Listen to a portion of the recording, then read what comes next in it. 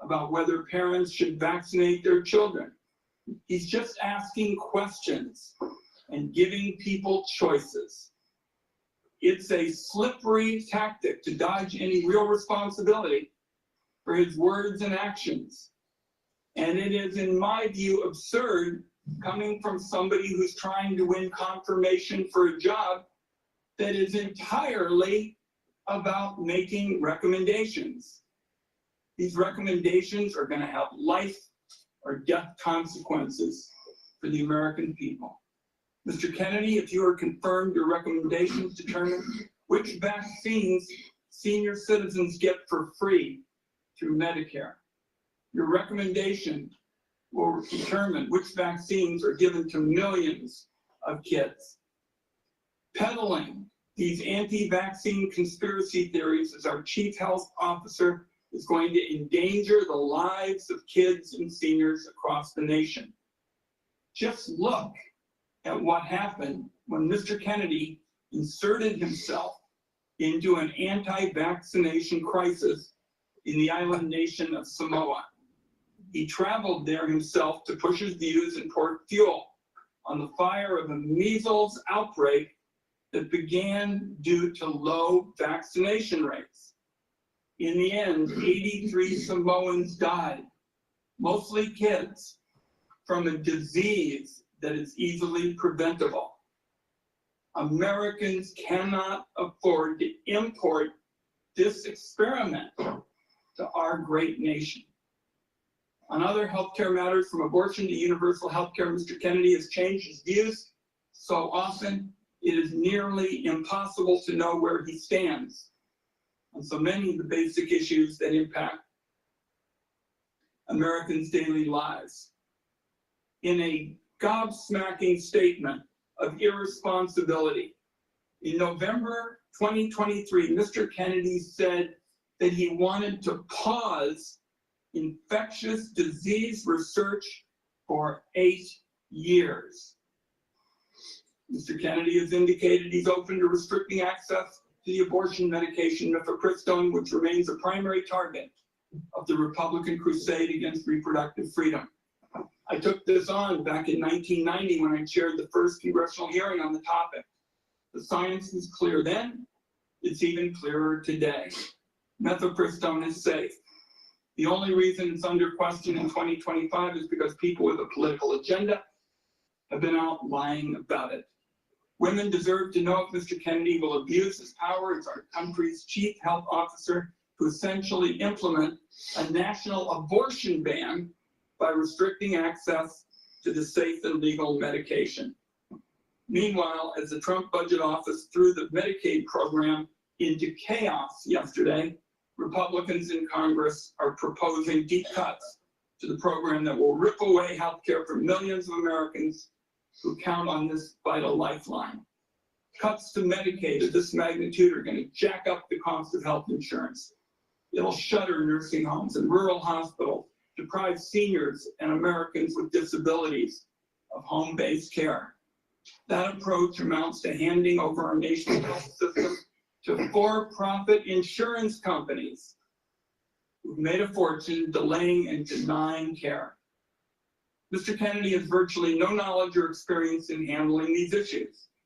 It leaves him unprepared to take on a crisis like the nation witnessed yesterday when the Trump budget office shut down the federal Medicaid payment portal.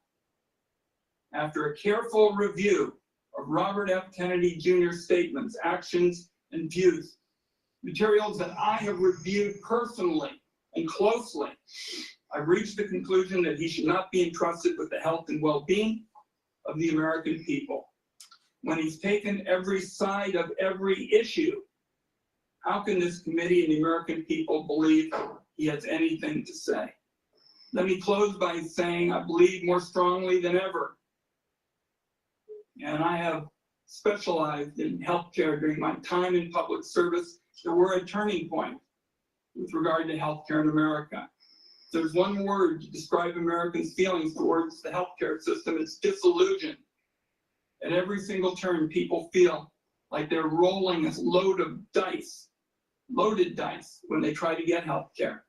Americans are justifiably angry, fed up, and tired of a system that puts profits over patients. Instead of debating meaningful ways to improve Americans' health care, now the committee is being forced to relitigate settled science about vaccines and whether or not the federal government should help Americans get affordable health care. I know where Democrats on this finance committee stand when it comes to an agenda to lower costs and improve care. I must say, I cannot say the same about the nominee sitting in front of me. And let me acknowledge, finally, Mr. Chairman, Terry Mills from Portland, Oregon, who is here to represent Nurses for America, and I'd like to enter a statement from her organization into the record at this time. Thank you, Mr. Chairman. Without objection. Thank you, Ranking Member Wyden. Mr. Kennedy, in a few moments, you will be given the opportunity to make your opening statement and respond to these attacks and other questions that the members of this committee have. I would say that with regard to the attack on Medicaid that we just heard, that was a false attack. It's been proven false overnight. The Medicaid portal is operating efficiently today and was never intended to be shut down. Would gentleman yield, since he's mentioned my name?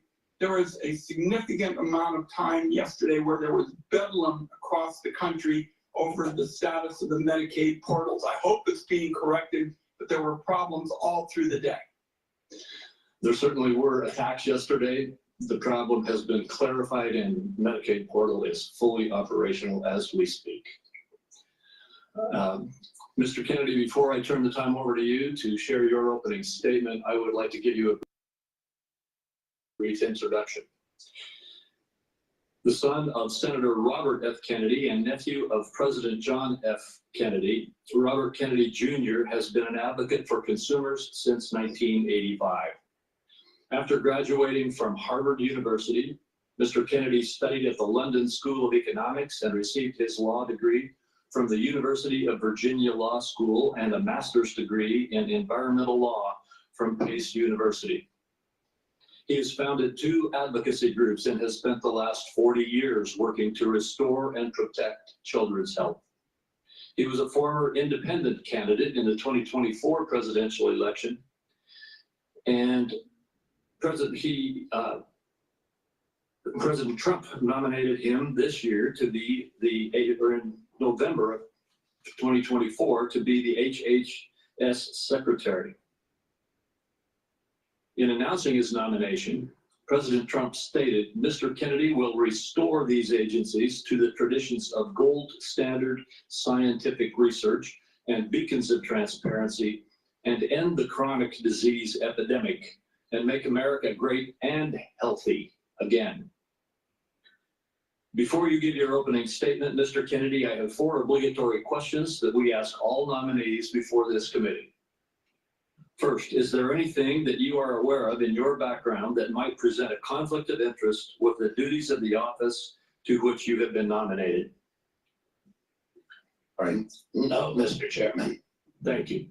Do you know of any reason, personal or otherwise, that would in any way prevent you from fully and honorably discharging the responsibilities of the office to which you have been nominated? No, I do not. Do you agree without reservation to respond to any reasonable summons to appear and testify before any duly constituted committee of Congress if you are confirmed? Yes, I do. And finally, do you commit to providing a prompt response in writing to any questions addressed to you by any senator of this committee? Yes, I do. Thank you, Mr. Kennedy. And before you begin, if you would like to, you may introduce your wife and children. Yes. My wife, Cheryl Hines, is here. My daughter, Kit Kennedy, my son, Bobby Kennedy, his wife, Amaryllis Fox Kennedy, and my nephew, Jackson Hines, is here too. We welcome you all. Thank you. You may proceed with your statement. Thank you, Mr. Chairman. Chairman Crapo, Ranking Member Wyden, and members of this distinguished committee. I'm humbled to be sitting here today as President Trump's nominee to oversee the U.S. Department of Health and Human Services.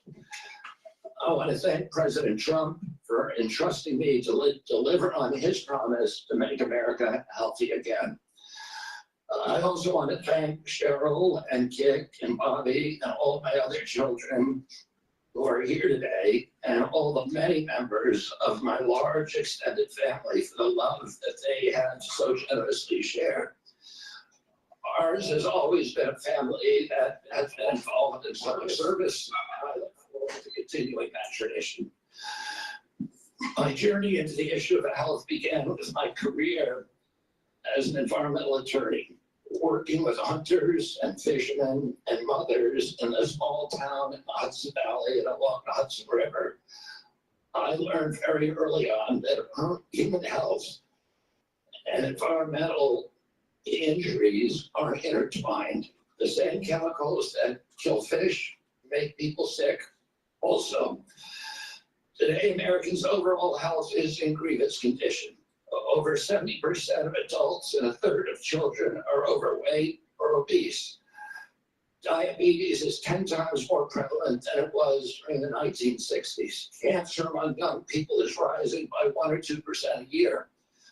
Autoimmune diseases, neurodevelopmental disorders, Alzheimer's, asthma, ADHD, depression, addiction, and a host of other physical and mental health conditions are all on the rise, some of them exponentially.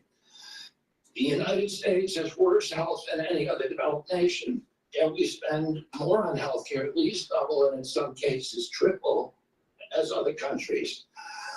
Last year, we spent $4.8 trillion, not counting the indirect costs of missed work. That's almost a fifth of GDP. It's tantamount to a 20% tax on the entire economy. No wonder America has trouble competing with countries that pay a third of what we do for health and have better outcomes and a healthier workforce. But I don't want to make this too much about money. It's the human tragedy that moves us to care. President Trump has promised to restore America's global strength and to restore the American dream, but he understands that we can't be a strong nation when our people are so sick. A healthy person has 1,000 dreams. A sick person has only one. Today, over half of our countrymen and women are chronically ill. When I met with President Trump last summer, I discovered that he is more than just concerned for this tragic situation, but genuine care. President Trump is committed to restoring the American dream, and 77 million Americans delivered a mandate to him to do just that, due in part to the embrace and elevation of the Make America Healthy Again movement. This movement, led largely by Maha moms from every state, you can see many of them behind us today, and in the hallways and in the lobbies, is one of the most transcendent and powerful movements I've ever seen. I promised President Trump that if confirmed, I will do everything in my power to put the health of Americans back on track. And I've been greatly heartened to discover a deep level of care among members of this committee too, both Democrats and Republicans. I came away from our conversations confident that we can put aside our divisions for the sake of a healthier America. For a long time, the nation has been locked in a divisive healthcare debate about who pays. Well, when healthcare costs reach 20%, there are no good options, only bad ones. Shifting the burden around between government and corporations and insurers and providers and families is like rearranging deck chairs on the Titanic. Our country will sink beneath the sea of desperation and debt if we don't change the course and ask, why are healthcare costs so high in the first place? The obvious answer is chronic disease. The CDC says 90% of healthcare spending goes toward managing chronic disease, which hits lower income Americans the hardest. The president's pledge is not to make some Americans healthy again, but to make all of our people healthy again. There is no single culprit in chronic disease. Much as I have criticized certain industries and agencies, President Trump and I understand that most of their scientists and experts genuinely care about American health. Therefore, we will bring together all stakeholders in pursuit of this unifying goal. Before I conclude, I want to make sure the committee is clear about a few things. News reports have claimed that I'm anti-vaccine or anti-industry. I am neither. I am pro-safety.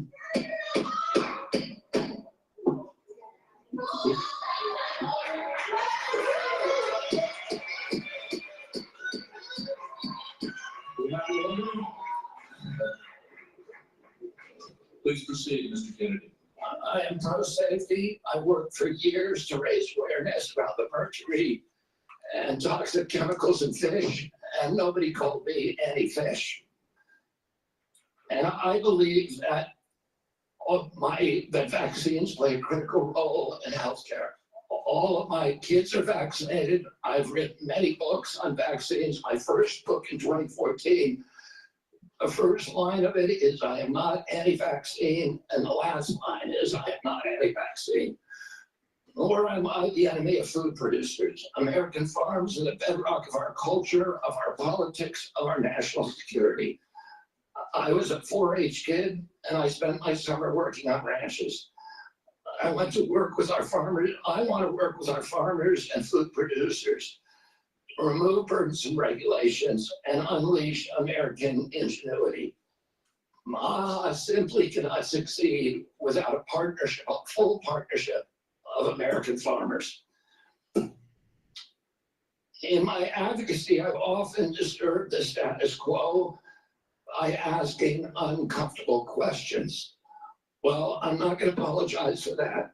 We have massive health problems in this country that we must face honestly. And the first thing I've done every morning for the past 20 years is to get on my knees and pray to God that He would put me in a position to end the chronic disease epidemic and to help America's children. That's why I'm so grateful to President Trump for the opportunity to sit before you today and seek your support and partnership in this endeavor. I will conclude with a promise. The members of this committee, to the President, and to all the tens of millions of parents across America, especially the moms, will propel this issue to center stage. Should I be so privileged as to be confirmed, we will make sure our tax dollars support healthy foods. We will scrutinize the chemical additives in our food supply. We will remove financial conflicts of interest from our agencies. We will create an honest, unbiased, gold standard science at HHS, accountable to the President, to Congress, and to the American people. We will reverse the chronic disease epidemic and put the nation back on the road to good health. Thank you. Thank you, Mr. Kennedy. Mr. Kennedy, I will begin. Each of us will have 5 minutes to ask you questions, and then at the conclusion of the hearing, if there are further questions, there will be an opportunity for those questions to be submitted to you, and I ask that you respond to them promptly.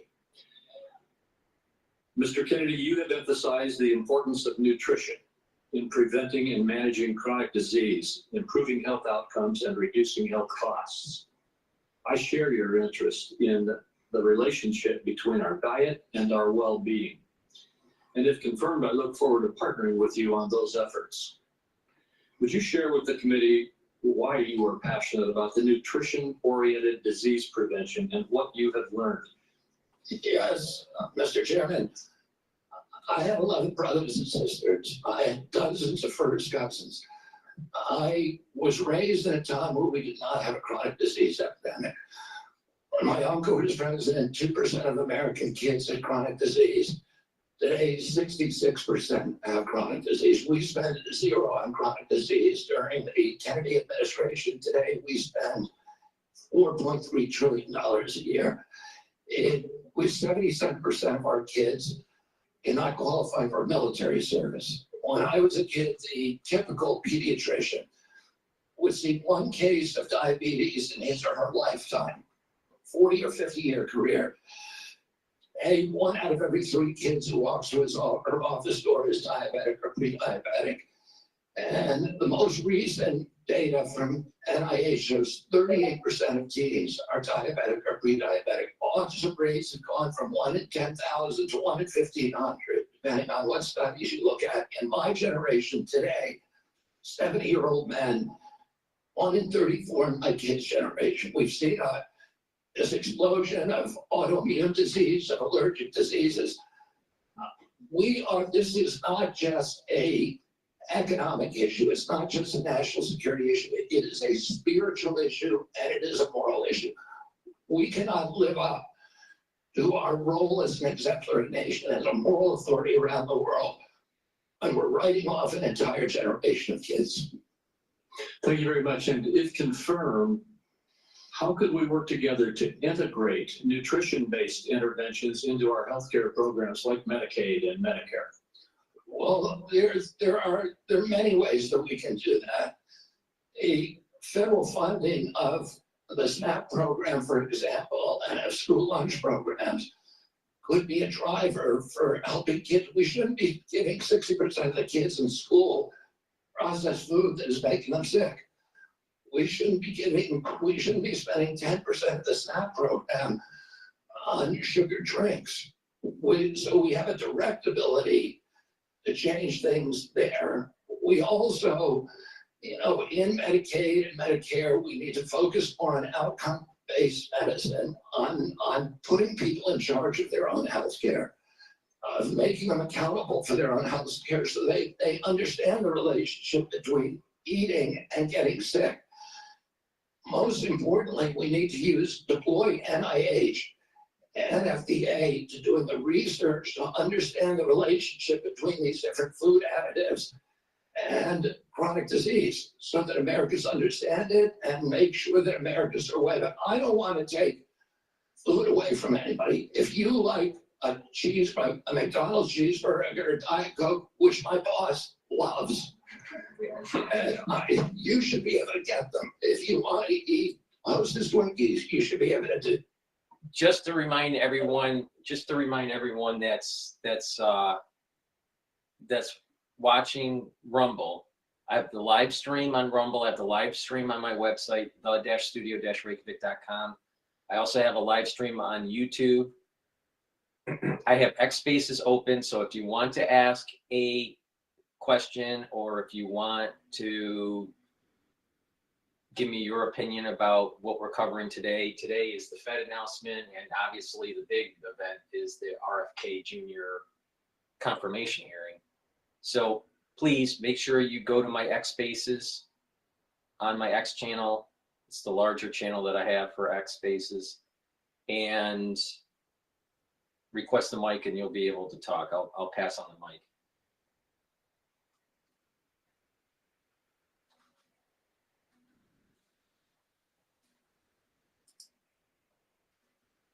Pay anything to go back in time and not vaccinate your kids. Mr. Kennedy, all of these things cannot be true. So, are you lying to Congress today when you say you are pro-vaccine? Or did you lie on all those podcasts? We have all of this on tape, by the way. Yeah, Senator, as you know, because it's been repeatedly debunked, that statement that I made on the Lex Friedman podcast was a fragment of the statement. He asked me, and anybody who actually goes and looks at that podcast will see this. He asked me, are there vaccines that are safe and effective? And I said to him, some of the live virus vaccines are. And I said, there are no vaccines that are safe and effective. And I was going to continue for every person. Every medicine has people who are sensitive to them, including vaccines. Right. So he interrupted me at that point. I've corrected it many times, including on national TV. You know about this, Senator Wyden. So bringing this up right now is dishonest. let's be clear about what you've actually done then, since you want to deny your statements. For example, you have a history of trying to take vaccines away from people. In May of 2021, you petitioned the Food and Drug Administration to not only block Americans from having access to the COVID vaccine, but to prevent any future access to the life-saving vaccine. Are you denying that? Your name is on the petition. We brought that petition after the CDC recommended the COVID vaccine without any scientific basis for 6-year-old children. Most experts agree today, even the people who did it back then, that COVID vaccines are inappropriate for 6-year-old children who basically have a zero risk from COVID. That's why I brought that lawsuit. I don't want to, I'm going to emphasize Mr. Kennedy, the facts.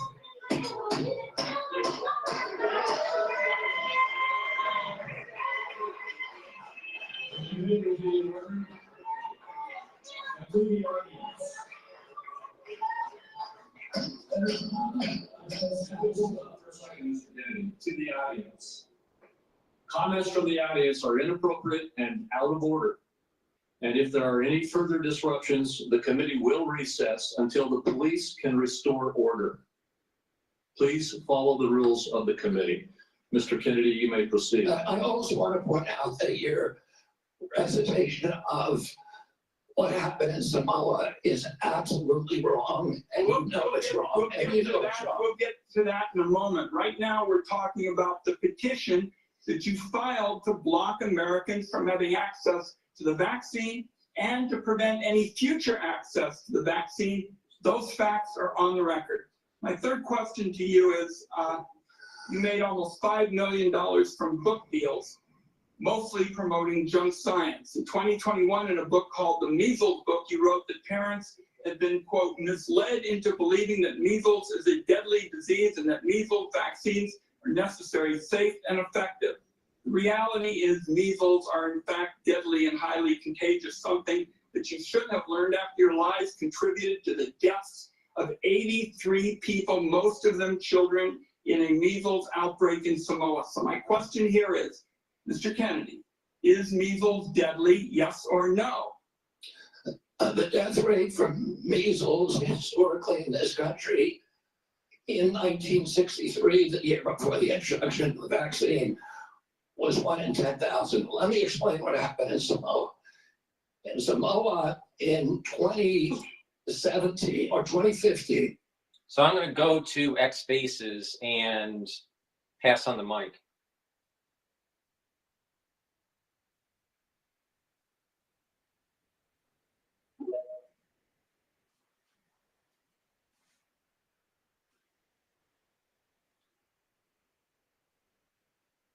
I've passed the mic on. If you want to unmic. Hello? Hello? Can you hear me? Hello? You have the microphone.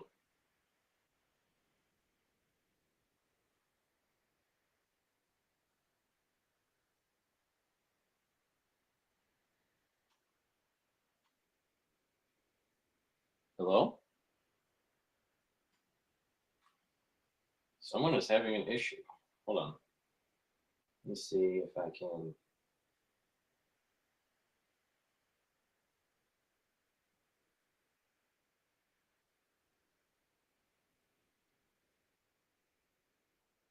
Okay, I'll continue playing.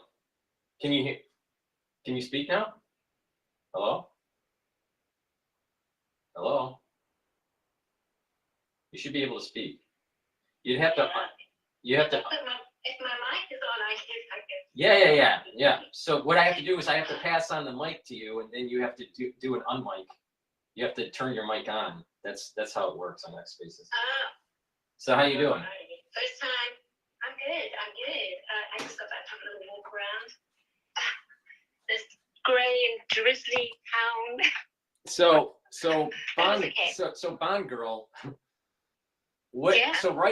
So you're on the show live, right? And you're Yeah. So we're streaming on Rumble, we're streaming on YouTube, on my website, and we're covering the hearing. So we'll go in and out with listening to RFK answer questions. Right now, he's being bombasted by he's being blasted by the Democratic Party, you know, saying that he's anti everything. But what's your take on it? Hey, do you know anything that's going on right now with the RFK Jr. hearing, or what's your opinion on how he's being demonized in the media? Well, I fully expect him to be absolutely pummeled. They obviously don't want him in, for sure. He's going to do some serious damage. Did you by any chance listen to some of James O'Keefe's undercover reporting about how it was a young chap, I don't know what his name is, he was working in the White House with Biden administration, and he was saying that if RFK gets in, what they will do is they'll just kind of they'll be like, yes, we're doing this and we're going to do this, and basically just kind of frustrate everything.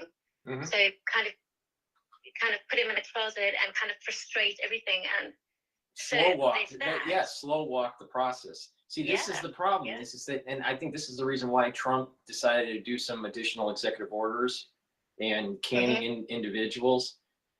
They want to set the standard that the new administration heads of these different agencies, their policies need to be followed within the organization.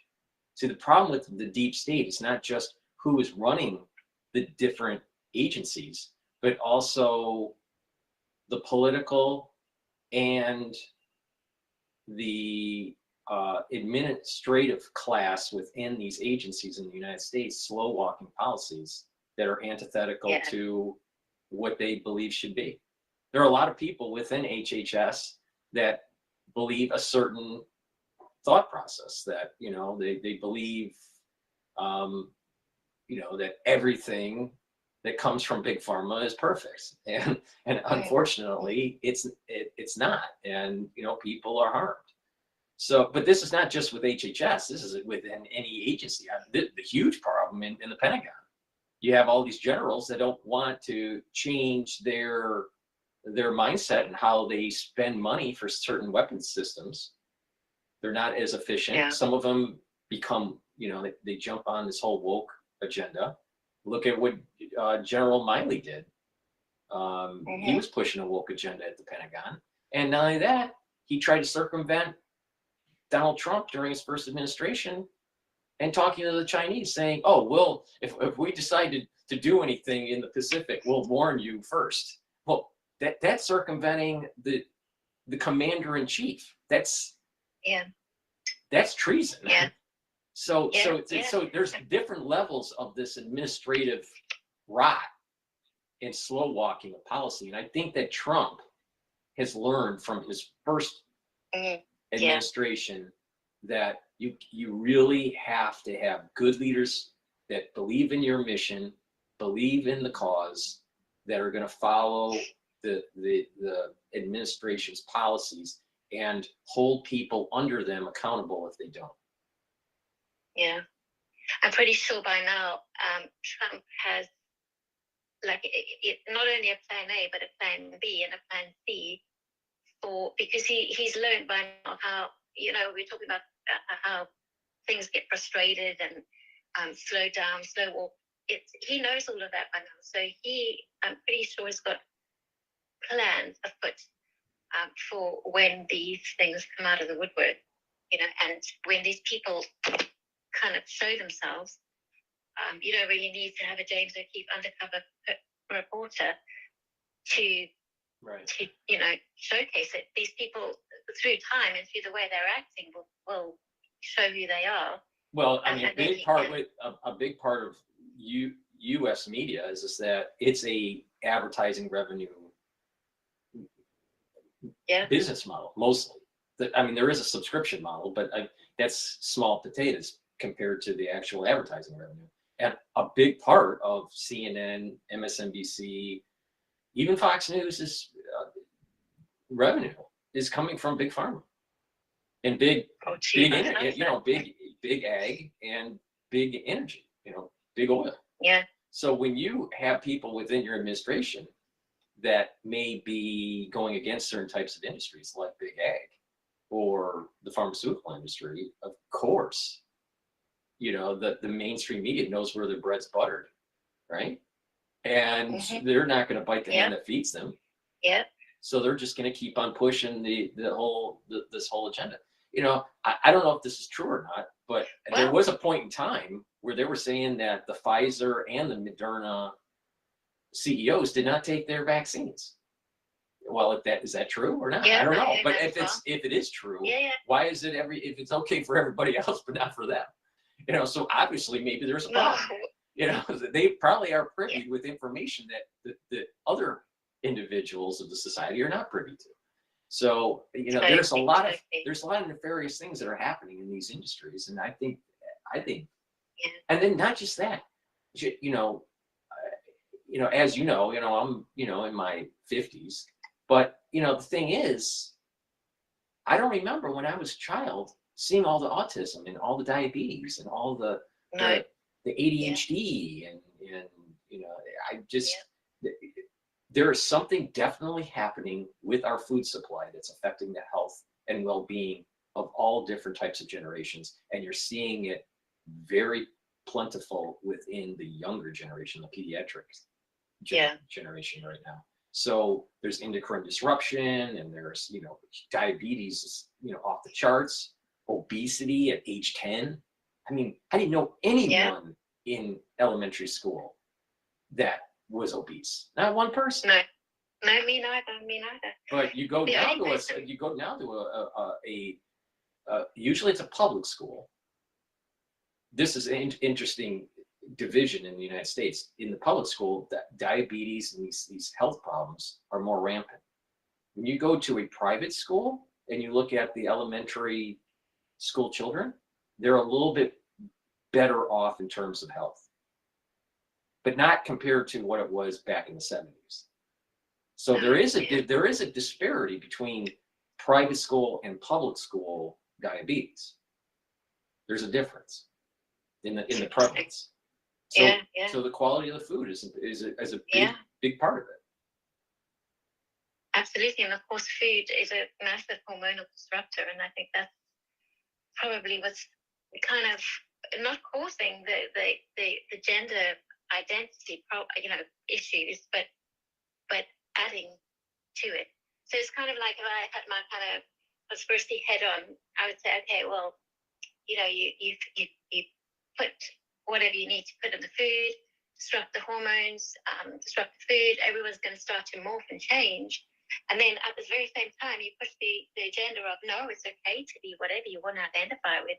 But before you know it, you've got an absolute shit show, for want of a better word. Talking about just disruptors, just going back to your point about the mainstream media, I think you were talking about Big Pharma. I think you obviously must have watched the conference with Trump's, what's her name? She's a young girl. She's only about 27, I think, 26 or 27, blonde girl.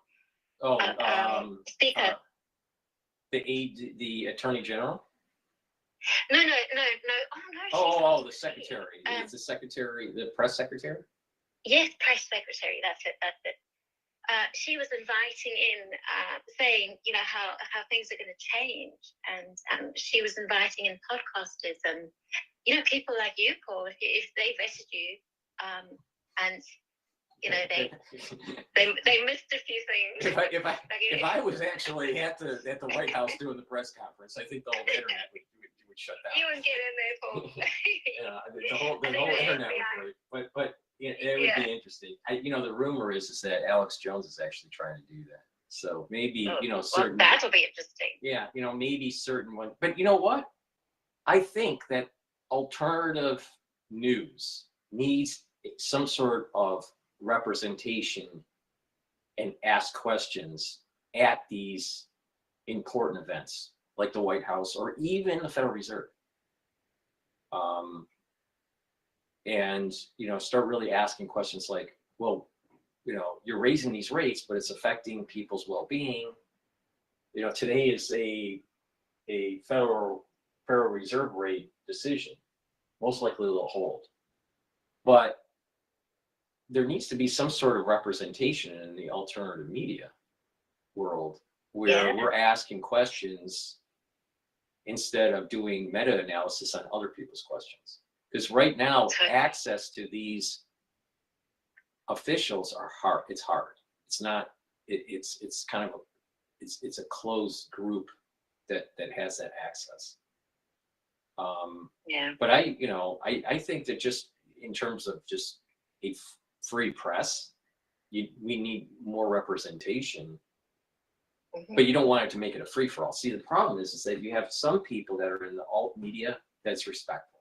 They have a certain decorum about them, and they will be respectful with their questions. You'll have others that are in the alt media that will be very disrespectful, very loud, just trying to make a point.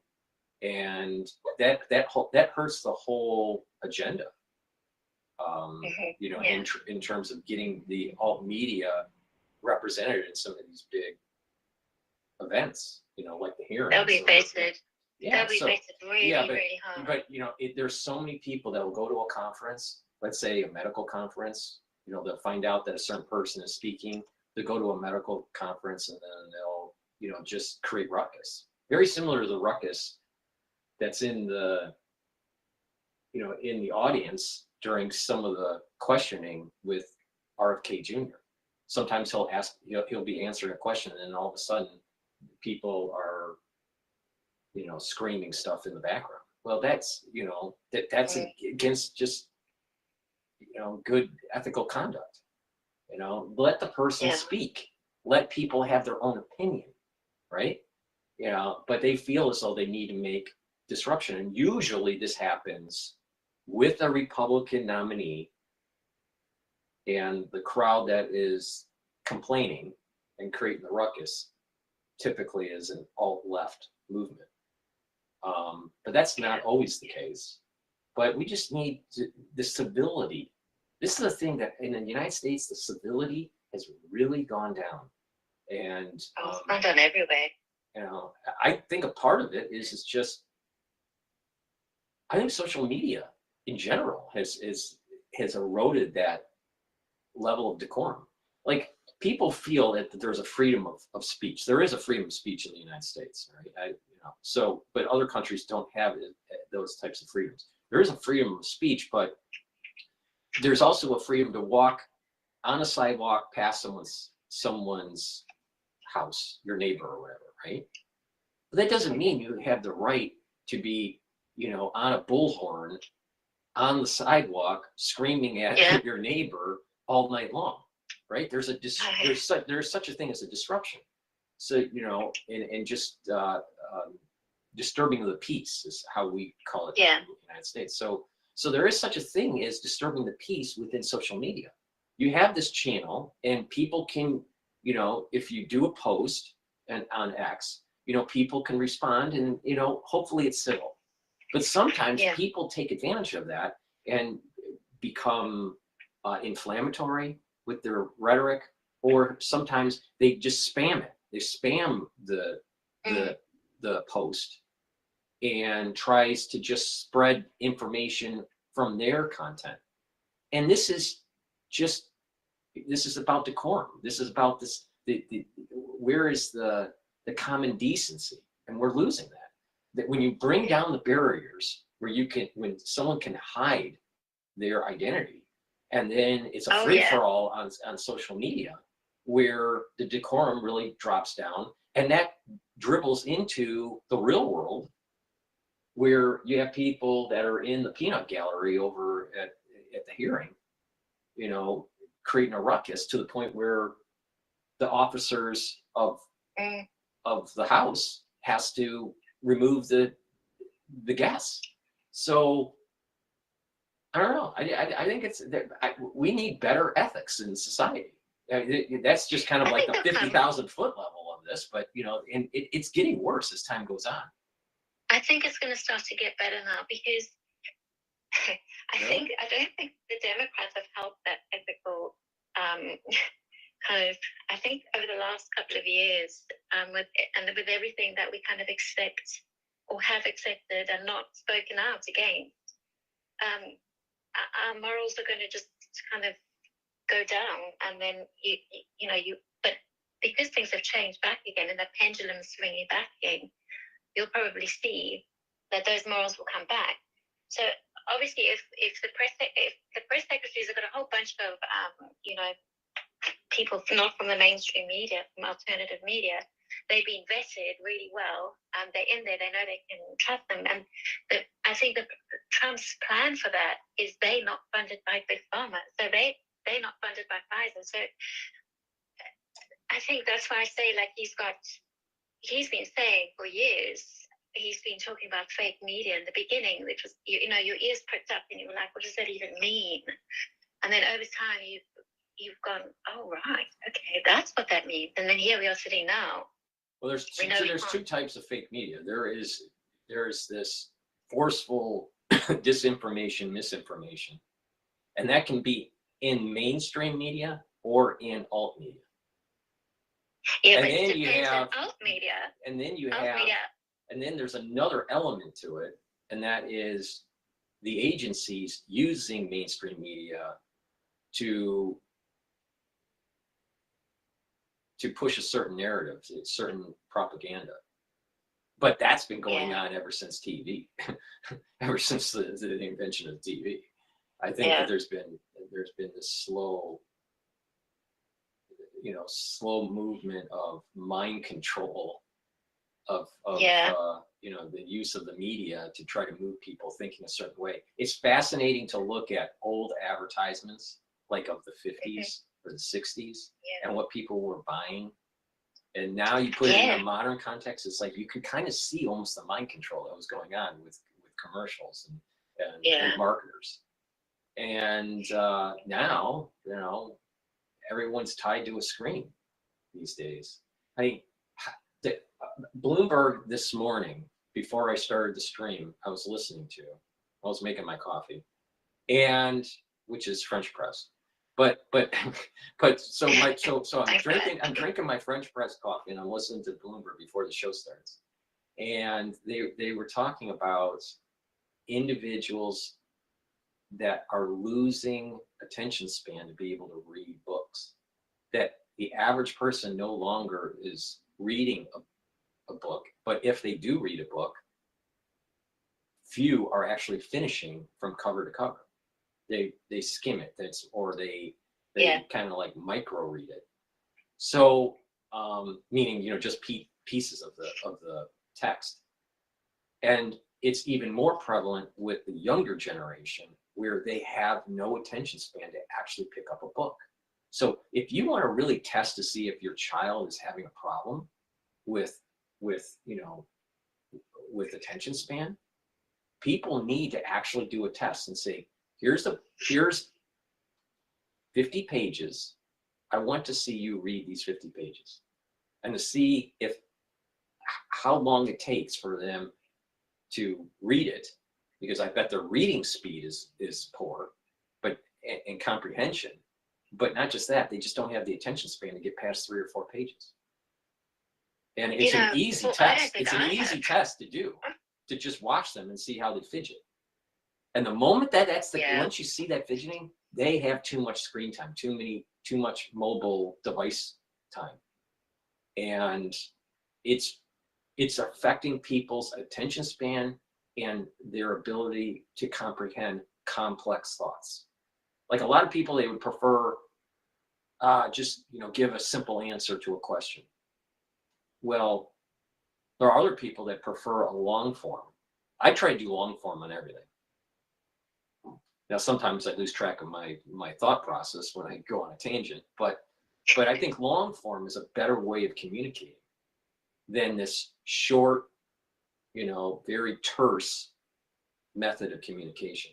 I think it's less of a I think it's a less. That's the weave. Yeah, well, but I think that's a better way to communicate. Yeah. Yeah. So if you're adding go ahead. screen time, so going back to those kids, right, who can't finish reading 50 pages, and you're adding, okay, right, and you've got all the ADHD and all the autism and all that, and you're adding screen time onto that. You're basically adding mental health issues. I was watching an interview with RFK Jr. and a guy from Good Morning Joe. Joe. Yeah. It's Nick and Joe. Hey, I don't know what Joe's name is, but Joe. It was about 20 years ago, and RFK was saying that there was like 1 in 115 cases of autism back then. But now, fast forward 20 years, I think he mentioned something like 1 in 30. Right. So you've got that increase, and then you've got the increase in screen time, and then you've got a perfect recipe for meltdowns and perfect recipe for people who can't regulate emotionally, and all kinds of things.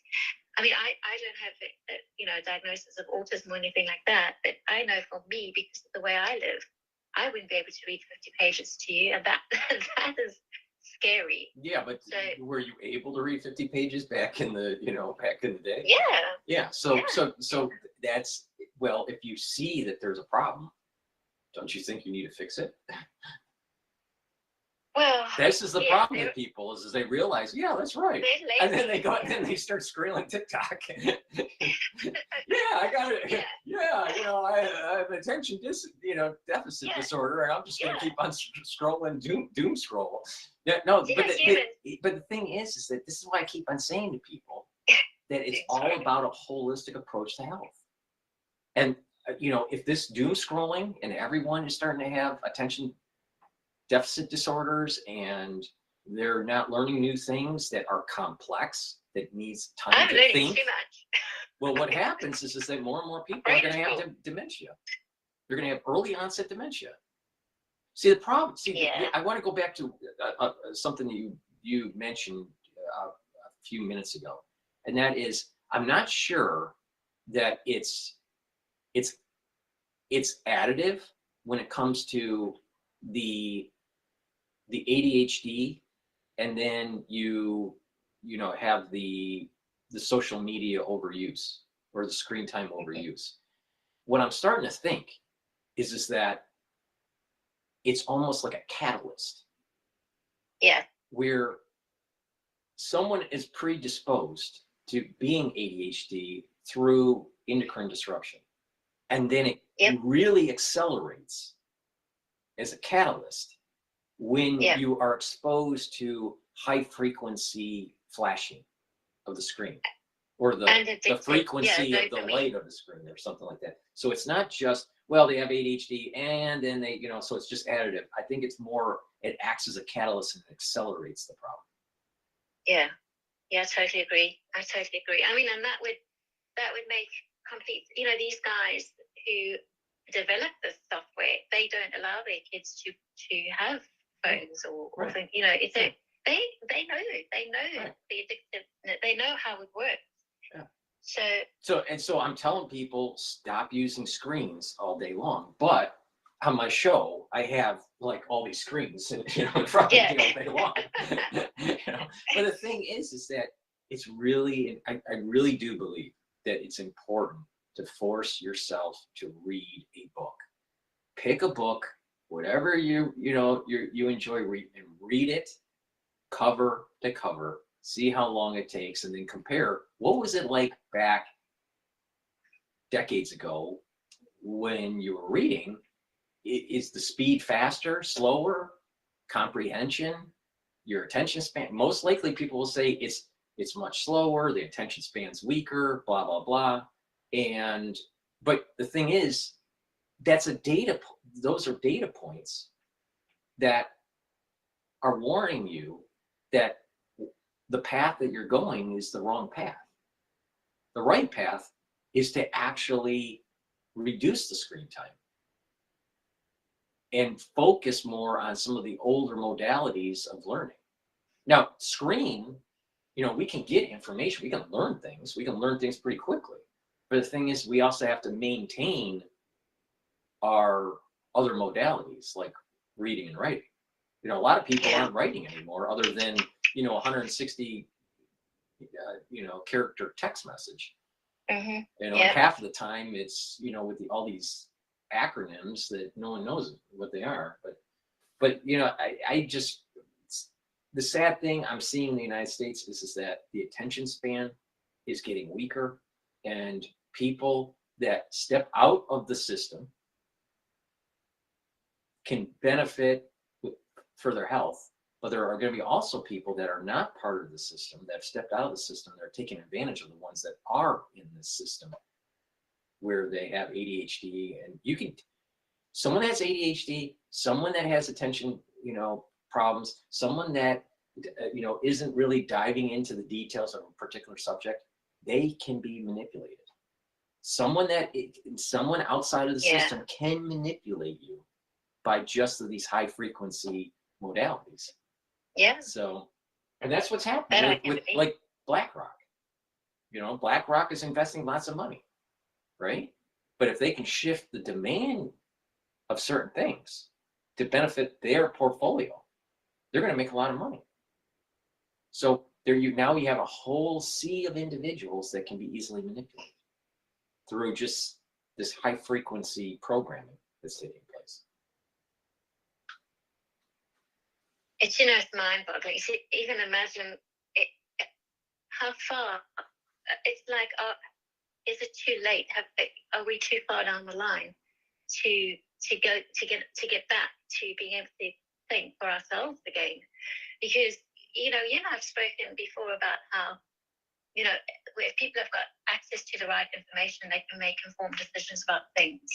I mean, how it's like years ago I came across Cottrell.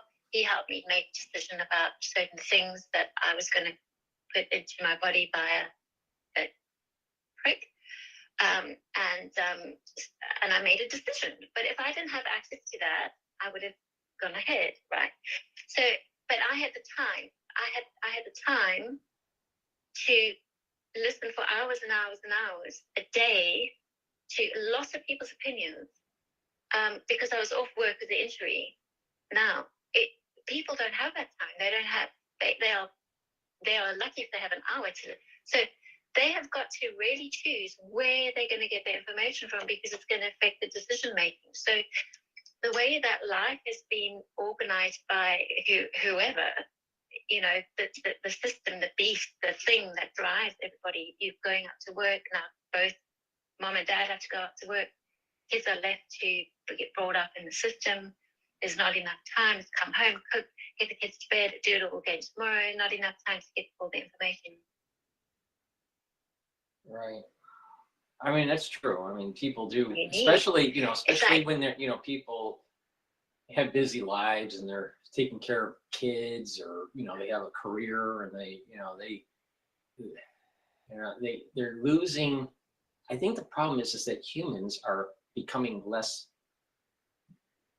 being, and humans are now being more doing. And unfortunately, by being just more doers than beings, our attention span on certain things have really gone down, because we have an immediate need to handle certain things, immediate need to deal with finances, or immediate need to deal with family members or whatever. So, or doing a project for work or whatever it is. And so when someone gets home and they're just they have downtime, they just want to not really learn, and they just want to just kind of just kind of just relax. So it causes problems. It's a problem. But I'll tell you, I personally think that if people don't get off of this train that society's on, there's going to be more early onset of dementia. You're going to have a society that has a lower IQ, and you're going to have a society that won't be able to converse in a complex way. Now, maybe I'm a dinosaur now, and I'm like, I'm going to be maybe the last Mohican that can think. I don't know, but the thing is that society it's becoming argumentative, And it's becoming, Yeah. if you don't believe what I'm saying, you are all wrong. And, and there's a lot of demonization, and it becomes personal, and it's a lot of ad hominem. But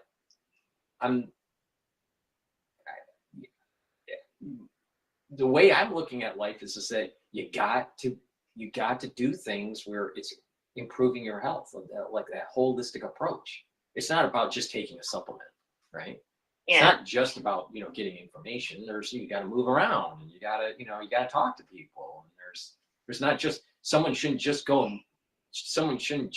and lift weights. That's not health. I'll tell you, a bodybuilder is not a healthy person. But someone that's running a marathon all the time is not a healthy person either. Yeah. So it's about balance, right? It's about, it's about the idea of, yes, working out is important, but that doesn't mean that you have to look like Arnold Schwarzenegger. Arnold Schwarzenegger is not that healthy of a person, even though he was an Olympian. Yeah. Now he was on steroids too, and that causes problems too. But because of the high blood pressure of a individual that is a bodybuilder, he ended up having valvular disease and had to have a valve replacement. A lot of these bodybuilders, they literally can't climb up the stairs when they're getting up on stage to flex their muscles. So, they're huffing and puffing when they have to climb, 10 stairs because their cardiovascular fitness is really poor, but they have a lot of muscle.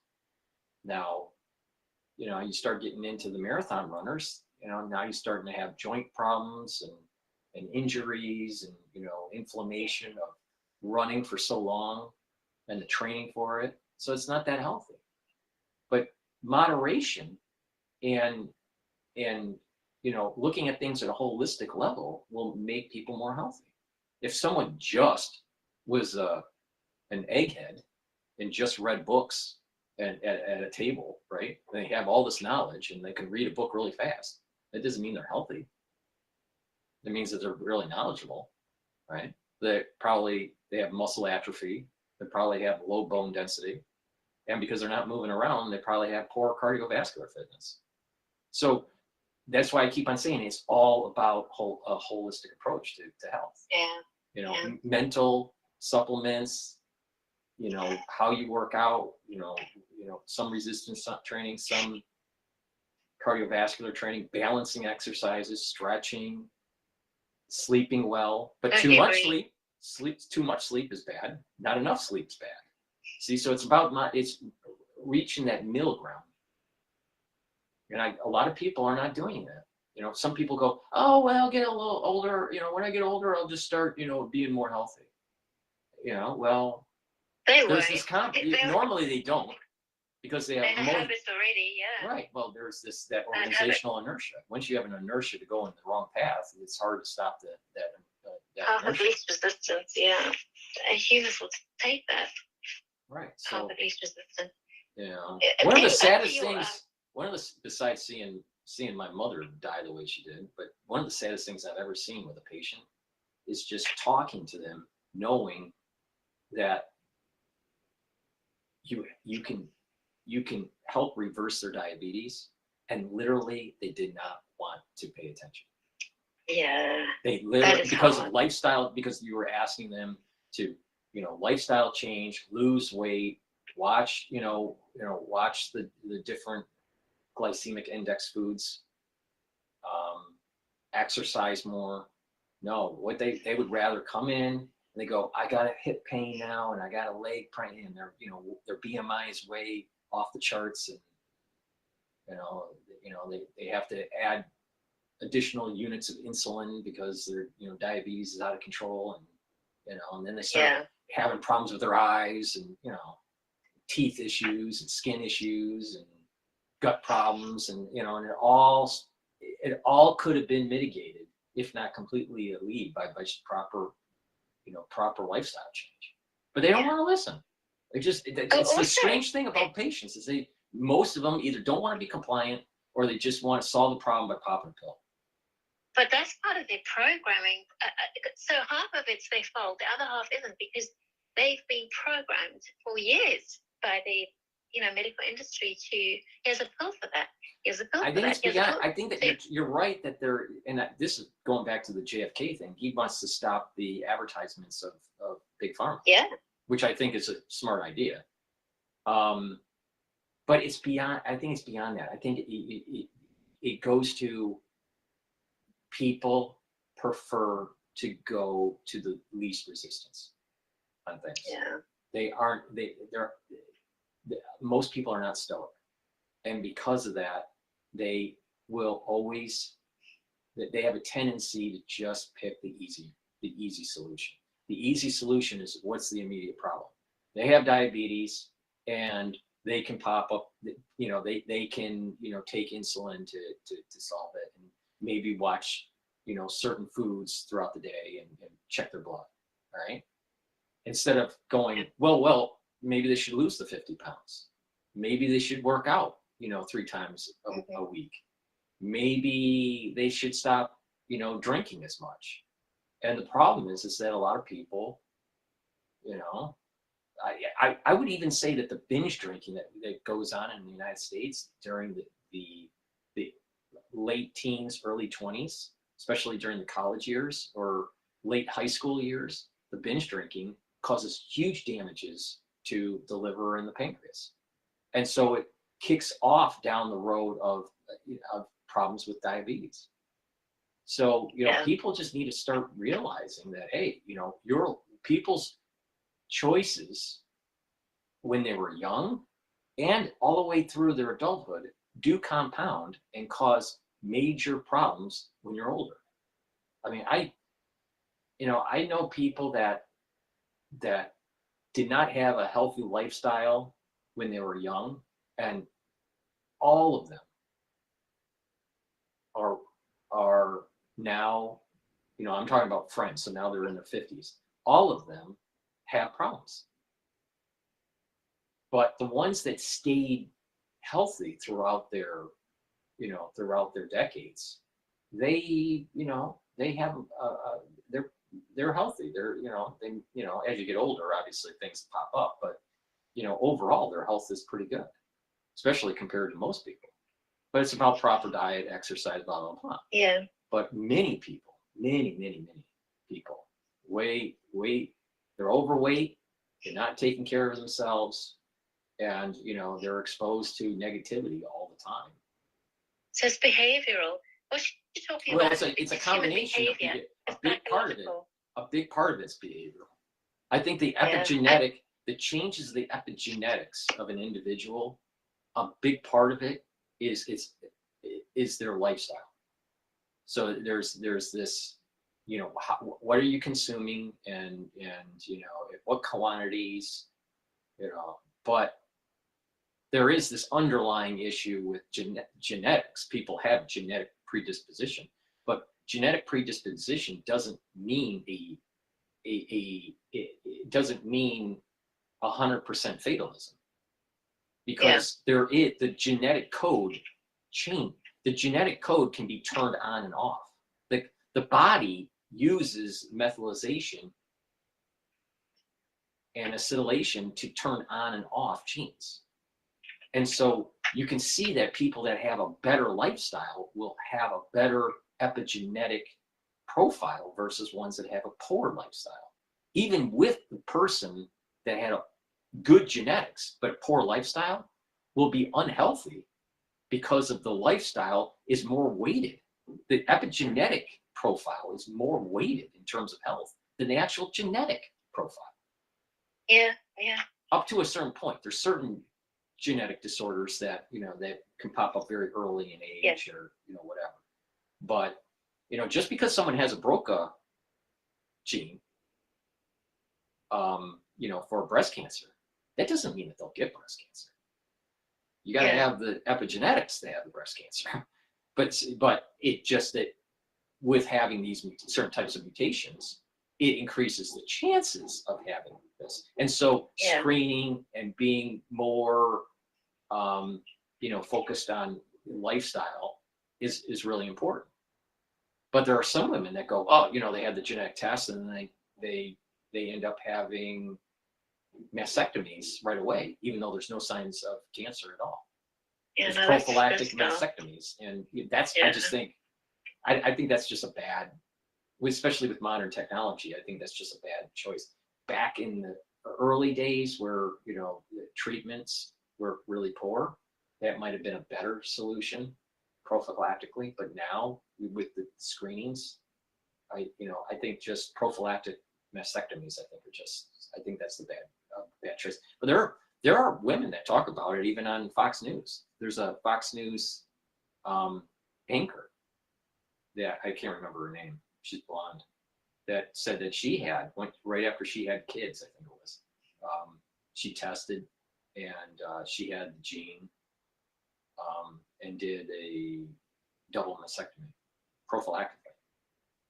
So, Yeah. you know, so I just, people just need to pay attention, unfortunately. And that's, I think, what RFK Jr. is basically saying to people. Hey, the food you're eating is crap, Mm-hmm. and guess what? Yeah. And Big Pharma and Big Ag prefers it that way. Why? Because, Big Ag can put something on the shelf that can stay on the shelf longer. The shelf life is, so, it is longer, and therefore, they can make more profit. There's more margin. If you really look at something that's really good to eat is probably something that doesn't last for very long. Yeah. It doesn't have a long shelf life. Anything has a very long shelf life, I think, is like problematic. Other than like maybe the actual source, the actual source, grain. You can store grain for years. Yeah. But, yeah. Right. But, you can't store your cereal for years. But most people are eating foods that are just poisonous. Yeah, it's behavioural. That's what they've been doing. So to change it, but to get people on the right track, you've got to get them off their programming, and you've got to start as young as possible, because you get all the right habits when you're young. Then it sets you up for life. Living in the 80s, like you and I, it was kind of like before the internet. We had that little space of time before the internet where we were outside, right, doing stuff, climbing trees. Right. I think our formative years, you're right. Our formative years were such that we could carry on good habits behaviors into our adulthood, and not be exposed to as many of the problems. Now, there are people within our cohort group, our generation, that didn't do that, and they picked a poor lifestyle. And because they picked that poor lifestyle, they're either dead or, they're having problems. They're having a lot of problems now. These are the people that, had alcohol and drug abuse issues and all this stuff. And that was definitely that was a problem in the Gen X too. But I think you're right. That are probably, when you compare other generations, Gen X is like in that sweet spot where you can see that the beginning of the shift and what was going on in society. And some people were somewhat insulated by that shift because of their upbringing. But health is really, and even the quality. I noticed with eating New York. I mean, New York has lots of restaurants, nice restaurants, expensive restaurants, but the quality of the food isn't. I can make food. I can make homemade food much higher quality. Yeah, they do. Yeah, me too.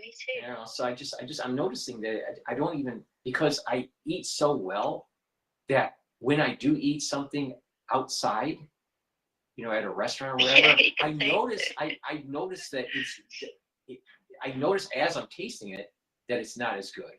But not just that, 24 hours later, my body doesn't feel as it's running on good fuel. It's like putting like low octane gasoline in your car. Yeah. Versus high octane gas in your car. But the body does tune itself. The body does tune itself and benefits from higher quality foods. And especially if you've been doing it for a long time, your body is going to instantly tell you, yes, no, 3 bags full. But if you've been eating junk for a long time, you're not going to be so, you're going to miss those. Have you seen the pictures of, are you familiar with Pringles? The Oh, yeah, potato yeah, chips? yeah. Have you seen the videos on TikTok of people putting Pringles underneath a microscope? No, pray Well, tell. if you do see that, you'll never buy it. You'll never eat a Pringle again. It has all these little bugs on it. No way. Yeah. What kind of bugs? I mean, I don't know. because it's so It's actually disgusting. It's disgusting. Disgusting. Absolutely. I would never, ever, ever, ever, ever, ever touch a Pringle ever again. Same thing with Oreos. Oreos has a problem. Doritos has a problem. So these yeah. So I would imagine bugs wouldn't go near that stuff because it's so synthetic. What they're gonna feel? You can Although, see it, but saying it's that, really there are those microscopic. It's really, these are microscopic, There are those petroleum eating bugs. I don't know if you heard of that. There was something about this. Somebody had found there was a certain bacteria that could eat oil or plastics over time. When I was in engineering school, I remember in my chemistry class, now this is years ago, I remember the TA for the lab was talking about that they were engineering bacteria that would help with eating oil and eating plastic. Yeah, that's it. Now this is in the early 90s. Okay? So now, the research obviously has expanded, but there are bacteria now that will eat plastics, degrade plastics, that's true, and degrade oil. But yeah. So maybe you've got similar bugs on the Pringle. Well, maybe. But the thing is that, the point here is that highly processed foods aren't healthy. At first, the ingredients that are in the processed foods are unhealthy, and these microscopic organisms that are floating around on it, crawling on it, you definitely don't want that in your body. I mean, even if they, all foods have bacteria on it. When you cook it, you kill it, right? But the thing is that when you're eating these processed foods out of a bag, it's been on a shelf for months, typically, and just during the manufacturing process, there are pathogens that are on it. There are these microscopic organisms that are on it that grow. And so that Dorito tastes good with that salsa, while you're watching a football game, and then all of a sudden you're not feeling right. Your stomach doesn't feel good, and it's like, and it's a combination of, it's oversalted, it's bad ingredients because of the shelf life, and the microscopic organisms that are all over the damn thing. And so your body is like saying, why are you poisoning me? But it tastes good. So it tricks the brain to do something bad. Just like social media tricks the brain to do something bad. Programming. So I think RFK is on the right track, because I think with getting big pharma ads off, I think he knows we're all programmed. So he's got to get rid of the programming in order to change the behavior, because you can't do it the other way around. And we've been programmed for a long, long, long time. A long time. I mean, like you're talking, about the ads back in the day. I mean, not our day, but our parents' day. My mother, when she had me and my brother, they had ashtrays in the maternity ward. Right. And so all the new mums was there smoking with their newborns. So, and then all the ads. Well, back in the day, I bet that some of the the obstetricians were probably smoking while they were delivering the baby. Yeah. So, and you can't tell me, I've always said this, you cannot tell me that they did not know back then that that was going to be bad for you. I just think that someone knew that this isn't a good thing, but hey, we're going to do it anyway. You know, a little bit like the seed oils. It's like someone thought, right, we've got all the seed oil left over from, you know, putting it on machines. What are we going to do with it? Oh, well, let's sell it, you know. And someone was like, yeah, but that's not going to be good for you. And someone's like, well, no. So, you know, there's been, I don't think it's ignorance. I don't think that people have been that ignorant over time. We have been as consumers, but the people who are in charge of the food and the drug industry, they have not been ignorant. I no trust, like, as you know, non-zero, like minus percentages of trust I have with the whole medical industry. I think they've known things from the very beginning about what's being good and what's being bad for us. But Right. I think that, well, I think there's still different elements of the medical industry. You know, there's the training, you know, the schools, the education side of it. There is the research side. There is the pharmaceutical side. There's the marketing side. There's the agencies that are governing. And so it's, you know, the devil's in the details of what's going on. The training training. See, the problem is that in science, especially in medicine, there's a hubris. There's this thought process that, and they have good intentions, but the thought process is that they know better. And they're not fully appreciating negative feedback loops. All right. And so they think they understand the immune system, but they really don't. I mean, we only know the immune system in it. Our knowledge is in its infancy in terms of the immune system. So we don't really fully appreciate the complexity of what we're messing around with. Then you add in big money, you know, in finance with big pharma. Mm-hmm. And so they might not do a clinical trial that's as robust as it should be. Maybe because of cost savings, maybe because it would prevent that particular therapy from being issued. You have regulatory capture by big pharma with, let's say, the FDA. So what I mean by that is that people that are approving the drug are captured by big pharma because the people that are approving the drug are given positions on boards when they leave FDA. So they're not going to bite the hand that feeds them, right? So they're going to say, oh, we'll pass that drug. Oh, maybe there'll be a problem in you know, several years, and then maybe we'll have to cut the dosage or take it off the market. But you already made your billions, you know. So there's this regulatory capture that has happened, which is a big problem. There are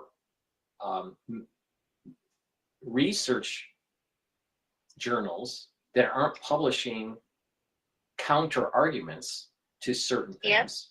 They're only pushing a certain narrative. That's right. So there's these captures that take place. So, you know, one big lesson learned that I saw with medical school was that many of the professors, not all professors, but many of the professors, once they get their sheepskin and they've professed for years and practiced, they have this thought that they know better. And they're not really fully appreciating that there are things that get introduced into the system, the social system or the biological system, that's new, that can cause disruption in the system, and they don't fully appreciate that. This is what I mean by the negative feedback loop, which is definitely what happened during 2020. So there's this hubris, but there are other ones that are wise enough. It's usually older physicians. They're wise enough to realize that our body of knowledge is great, but our body of knowledge has porosity. And so because it has porosity, our full understanding of the system is not complete. And therefore we have to be humble and be able to admit that, you know, sometimes when certain types of medication is given to a certain group of people, there are these negative effects. But sometimes you have to weigh it, the positive effects of something with the negative. So you have, so another dynamic here is just that you have a population that's not very scientific. So you have the hubris of the scientific world. Yep. But you also have a large population that's not scientific. And so everything, so if a drug, if a therapy has a side effect, they assume that it's all bad. Well, that's not necessarily the case. That, you know, there are side effects and you have to weigh the benefits. Is there a benefit with the medication? If there is a benefit, then what's the side effects? Is the benefit better than the side effect? Now with big pharma, you know, now we're talking about patients that have already gotten to the point where they have a disease that perhaps could have been preventable through lifestyle change. Mm-hmm. All right. Now you're trying to solve a problem that could have been mitigated early on. Now, medical students, the medical profession, big pharma doesn't want to promote healthy living. They just want to promote, you have a disease and here is a medication for the disease. Here's a therapy for the disease. It's a disease model, not a health model. And that's where and so if people are really healthy, big pharma isn't going to make a bunch of money on insulin. Yep. Big money, you know, they're not going to make a bunch of money on statins. So the way the model is set up, they need to have a population that's diseased. Exactly. So RFK has got some very, very big elephants that he's going to have to come up against. Like, because it's everywhere. It's drugs, it's food. It's, you know, he's got a big. Right. No. The educational system, everything. I mean, you know, going back to what you were saying about you've got the people who are captured at the top, and then on the lower levels, you've got the people who are being trained, the students, and they've been taught what the top, you know, that's coming down. The new studies aren't coming out, so they don't have access to them. So you could sit there and you could say no about this, and they just look at you and they say no, but you have to have more fluoride in your toothpaste. Right. And I just get to the stage where I just nod and go, okay. Meanwhile, I'm going to go home and I'm going to, don't think so, mate. Yeah, I just, you know, here, most students that were in my cohort group, most of them bought the whole line and sinker of the new technology that was coming from Moderna. They believed in it, and they, you know, most, you know, and they all. But the thing is that they didn't fully understand what it meant from a manufacturing point of view, what it meant in terms of something new in the body that hasn't been fully tested. They had hubris because they're trained to take a test, not trained to treat disease. They're trained, and you know, they're trained to, like, okay, take a test, and here, if a patient presents this way, this is what you do. That's how they train students. So if a student fights the system, and they go, well, wait a minute, that doesn't make sense, but that's the answer on the exam. You know, so what happens is you're training a group that has, you're training a crop of medical students that have groupthink. They have this groupthink, and then if you have someone else, either outside of the community or inside the community, saying having a different narrative, they are considered a pariah because that's not on the test. That's not in the professional conduct of our institution or whatever. You know, so, you know, students, you know, there's a hubris. There's a hubris at the professor level. There's a hubris at the overall scientific publishing level, and there's a hubris that's taking place even with the students.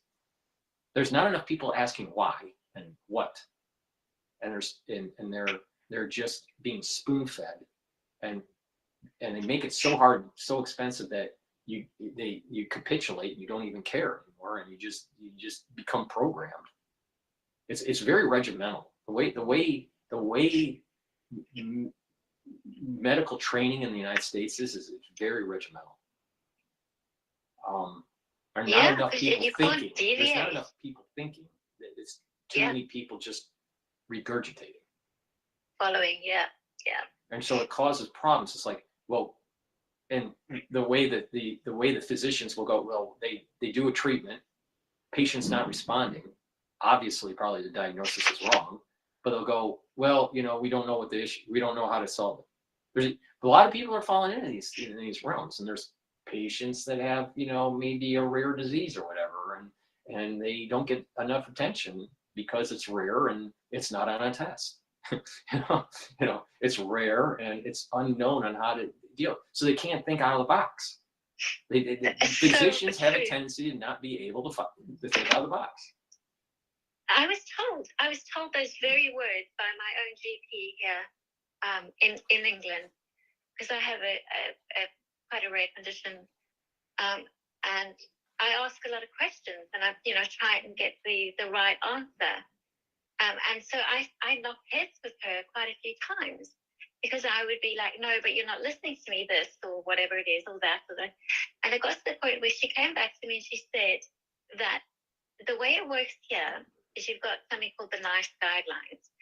And it's like little levels. So you start off at level 1, maybe if it's MSK, musculoskeletal thing, you'll start off with physio, then you'll move up to maybe injections, you'll move up to surgery at the very last level. But along that journey, you've got these boxes that they put you into. So they put you into that box, and then you get that treatment, painkillers, or this box, you get that. So when someone like me comes along, and I'm like a zebra, okay, they don't know what box to put me in, and so they can't help me. Mm-hmm. So she basically said, if they can't put you into a box, they don't know what to do with you. Mm-hmm. And I stood there as a patient going, well, where the F am I supposed to go from here? Mm-hmm. It was quite something, but I appreciated her and I respected her for being so honest with me. Rare birds don't get treated. That's one problem. They don't, and then a lot of times the people that are getting treated are being misdiagnosed and getting the wrong treatment. But the medical system is broken, and to lower cost and to get people healthy, it's about early screening and it's about change of lifestyle. You get the biggest bang for your buck in society, not huge cancer research with chemotherapy, not trying to have a disease model. The whole idea is to focus on prevention and early detection. That's where the biggest bang for your buck is in terms of reducing healthcare costs and getting better outcomes. There's no better answer than that. But the thing is that doesn't pay well. That doesn't translate well in the financial markets with biotech and big pharma, because their stocks would crash. Yeah. And a lot of people have their pension in these stocks. A lot of ETF flows are based on these stocks. A lot of the economy is based on these stocks. The ad revenue, at least in the United States, for many media outlets, it's big pharma. So they're going to lose huge chunks of their revenue and have to lay off, tons of people because big pharma is collapsing if we were on a health model and not a disease model. So it's a major problem. It's a big problem, and it's sad to see. Hopefully that RFK Jr. will get confirmed, and we'll have maybe a healthier America. But it's not going to. America's not going to get healthy in 4 years. This is the beginning of a long process. Yeah. To be able to stop the endocrine disruption, reduce the ADHD, and have to have a healthier society. I'm sure that my brother's heart disease was a direct cause of just poor diet and exercise, even though there was family predisposition for it, but not paying attention to your weight. And he was a fast food eater and all this stuff, and drinking lots of pop and drinking, get stressed, and eating, bread, so it was all, processed sugars and, high carbohydrate diet. And, that it killed him. It literally killed him. But he was quite young, wasn't he? He was about, he was 36. 40 years old. 36. Yeah. Gosh, that is young. Okay. But this was common on my mother's side of the family. I mean, I had an uncle that died at 35, and I had another uncle that died at 46. And the other uncle that died, the uncle that died at 46, same issue. he was overweight, but he worked out by doing racquetball. All right, so he wasn't that bad, but he had very high stress. He didn't know how to control his stress. So stress is a big factor. And his best friend that he died in front of was a cardiologist that was the head of cardiology at U of M, at the University of Michigan. So the head of cardiology at the University of Michigan was his best friend, and it was his either next door neighbor or the neighbor next to him. His name was Stan. And he was playing racquetball with him and saw my uncle die in front of him. Basically, his heart blew out when he was playing racquetball in front of his best friend that was the head of cardiology at U of M. So, so he was exercising, but he also had this problem with, what he was eating. He was a little overweight, but not that bad, but he had huge stress levels. So, cortisol. It causes that inflammation. Good, It causes the high cortisol levels chronically cause inflammation, build up more plaque, and by building up more plaque, that leads to cardiovascular disease and puts too much pressure on the heart. And back then, this was the mid 80s, early 80s. I guess it was early 80s. And the medication for the cardiac medication was in its infancy. They were just playing around with beta blockers. They didn't know how to use beta blockers at that time. And then, the surgery was bypass, and it was open chest bypass. So, I mean, so the complications were even larger. They didn't have stents back then. They didn't have, angioplasty or anything like that we have today. So, so it was like the cardiac medication was in its infancy. They didn't really know how to use it that well. And then the preventions, the cardiac intervention type stuff, wasn't developed yet. It was only bypass. Bypass was really the only solution if you had clogged artery. Yeah. And even the ultrasounds weren't that good. You didn't have the Doppler or anything like that. No. So, but So what we should do is we should listen a little bit of Kennedy speaking right now, if you don't mind. Yeah. So you can stay online, but just mute the mic so you don't get any feedback. Will do. Okay. Will do. And then. All right. And then maybe you can come back on and talk if you want. All right. Well, yeah, unless somebody else wants to come in. Yeah, if someone else wants to come in, just let me know and I'll. Yeah. Okay. All right. I'm gonna go back to the hearing right now. All right.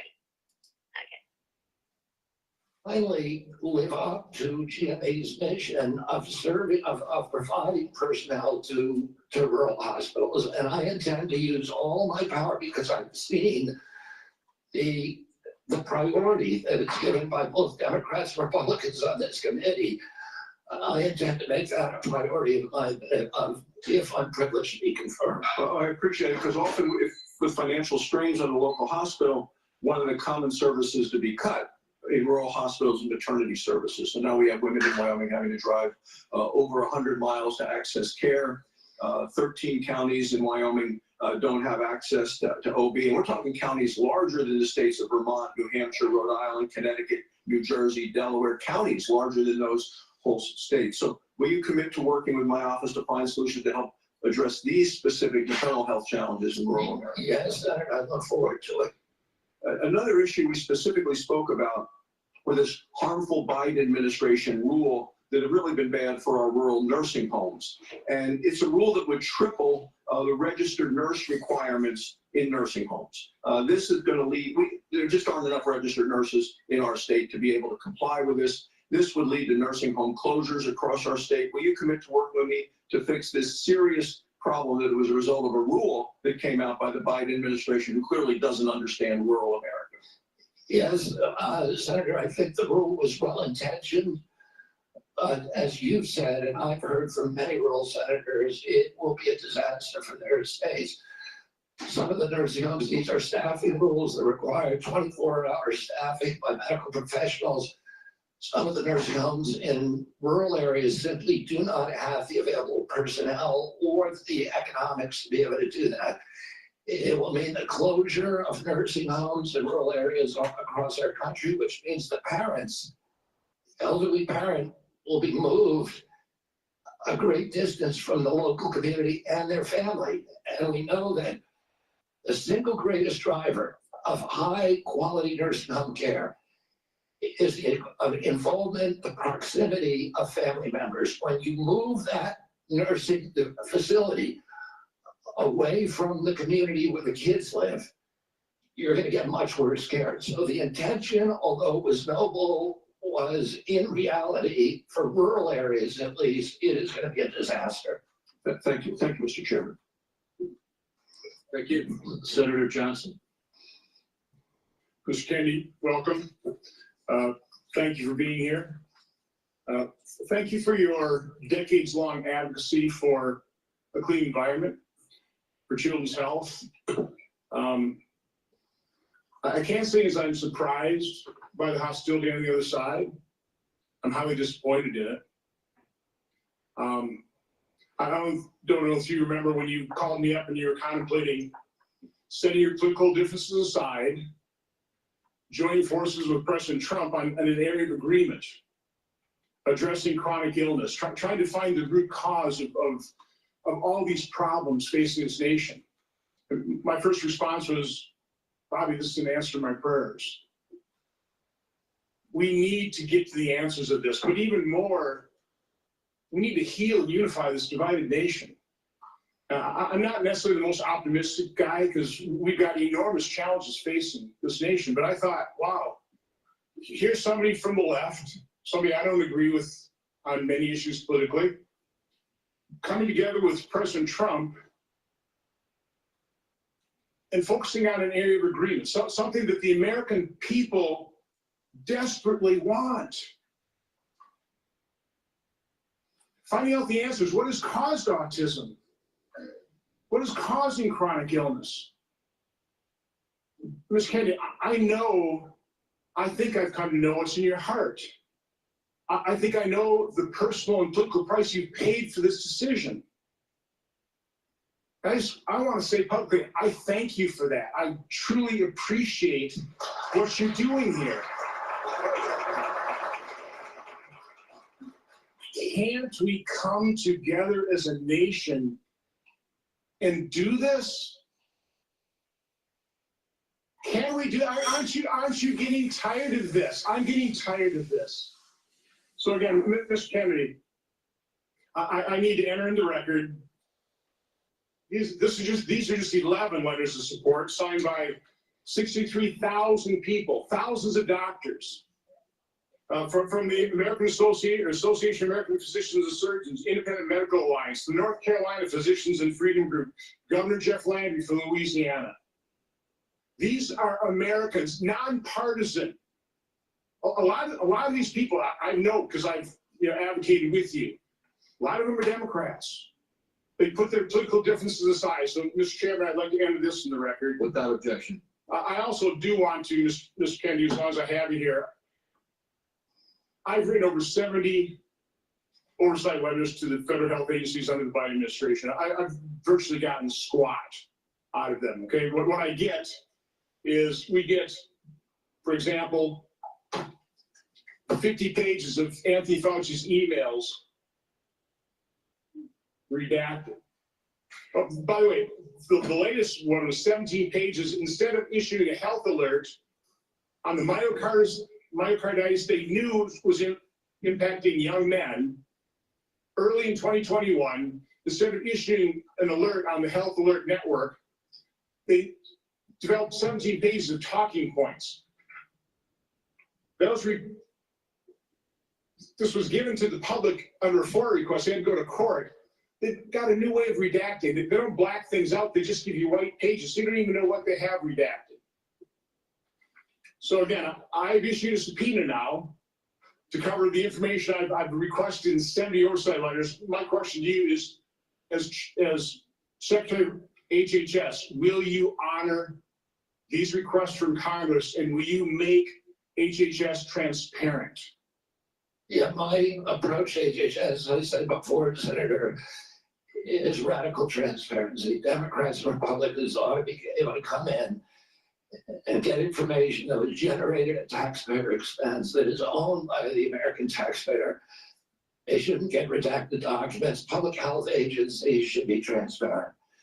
And if we want Americans to restore trust in the public health agencies, we need transparency. I want to say something about what you first said. When I launched my campaign, it was about uniting Americans, Democrats and Republicans. There's no issue that should unite us more than this chronic health epidemic. There's no such thing as Republican children or Democratic children. These are our kids. 66% of them are damaged. I know what a healthy kid looks like because I had so many of them in my family. I didn't know anybody with a food allergy growing up, peanut allergy. Why do 5 of my kids have allergies?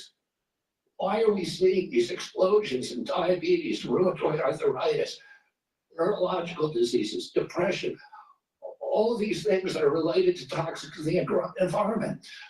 Why can't we just agree with each other to put differences about so many issues, intractable issues aside, and say, we're going to end this? I don't think anybody is going to be able to do this like I am because of my peculiar experience, because I've litigated against these agencies. When you litigate against them, you get a Ph.D. in corporate capture and how to unravel it.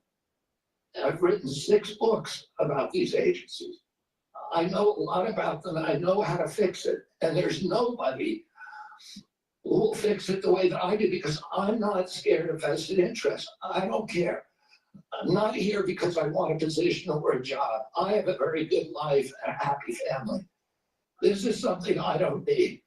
I want to do. Yeah, I've been taking care of this field for 20 years. There we go again. And for 20 years, I've asked myself the same question. Why did the field go? A caliber of people to HHS like never before in history. And they're entrepreneurs, they're disruptors, they're innovators of immense talent that are walking away, many of them from growing concerns. They're not coming there for position. They're coming there because they want to save our country. And they're from across the political spectrum. And all these Democrats are opposed to me for partisan issues. They used to be my friends. Agree with me on all the environmental issues that I've been working on for my whole career. Now they're against me because anything that President Trump does, any decision he makes, has to be lampooned, derided, discredited, marginalized, vilified. We need to move on. Senator Warren. Thank you, Mr. Chairman. So, Mr. Kennedy, I want to start with something that I think you and I agree on, and that is that Big Pharma has too much power in Washington. You said that President Trump asked you to, quote, clean up corruption and conflicts. Sounds great. You said that you will, quote, slam shut the revolving door between government agencies and the companies they regulate. That also sounds great. So here's an easy question. Will you commit that when you leave this job, you will not accept compensation from a drug company, a medical device company, a hospital system, or a health insurer for at least 4 years, including as a lobbyist or a board member? Can you just repeat the last part of the question? What can I commit? You're not going to take money from drug companies in any way, shape, or form. Me? Yes, you. Oh, yeah, I'm happy to commit to that. Okay, good, that's what I figured. I said it's an easy question to start with. And I think you're right on this. I don't think any of them want to give me money, by the way. Let's keep going. You're right, because to say yes, because every American has the right to know that every decision you make as our #1 health officer is to help them and not to make money for yourself in the future. So I want to talk more about money. I'm looking at your paperwork right now. In the past 2 years, you've raked in $2.5 million from a law firm called Wisner Baum. You go online, you do commercials to encourage people to sign up with Wisner Baum to join lawsuits against vaccine makers. And for everyone who signs up, you personally get paid. And if they win their case, you get 10% of what they win. So if you bring in somebody who gets $10 million, you walk away with $1 million. Now, you just said that you want the American people to know you can't be bought. Your decisions won't depend on how much money you could make in the future. You won't go to work for a drug company after you leave HHS. But you and I both know there's another way to make money. So, Mr. Kennedy, will you also agree that you won't take any compensation from any lawsuits against drug companies while you are secretary and for 4 years afterwards? Well, I'll certainly commit to that while I'm secretary. But I do want to clarify something, because you're making me sound like a shill. I put together that case. I did the Science Day presentation to the judge on that case to get it into court. Mr. Kennedy, it's just a really simple question. Yeah. You've taken in $2.5 million. I want to know if you will commit right now that not only will you not go to work for drug companies, you won't go to work suing the drug companies and taking your rake out of that while you're a secretary and for 4 years after. It's just. I'll commit to not take any fees from drug companies while I'm secretary. No, I'm asking about fees from suing drug companies. Will you agree not to do that? You're asking me to not sue drug companies. No, and I'm you not can going to agree sue to that. drug companies as much as you want. I'm not going to agree to not sue drug companies or anybody. So let's do a quick count here of how, as secretary of HHS, if you get confirmed, you can influence every one of those lawsuits. Well, let me start the list. You can publish your anti-vaccine conspiracies, but this time on U.S. government letterhead, something a jury might be impressed by. You can appoint people to the CDC vaccine panel who share your anti-vax views and let them do your dirty work. You could tell the CDC vaccine You panel can almost see that Senator Warren from Massachusetts, Senator Warren is being bought by Big Pharma to try to demonize RFK Jr. because they're worried that someone might be cutting them off where there's lots of where there a lot of the profits for these pharmaceutical companies are. Just demonize. That's what Warren's doing. Demonize, demonize, demonize. I'd like to know where her investments are. Did she invest in these big pharma companies for her portfolio? Because she's a multimillionaire now.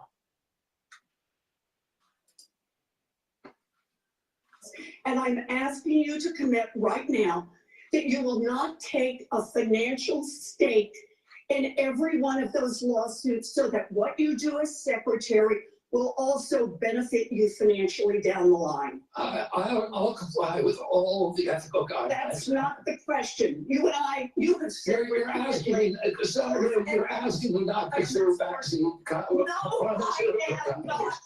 Yeah, you are. That's exactly what you're doing. No, look, no one should be fooled here. As Secretary of HHS, Robert Kennedy will have the power to undercut vaccines and vaccine manufacturing across our country.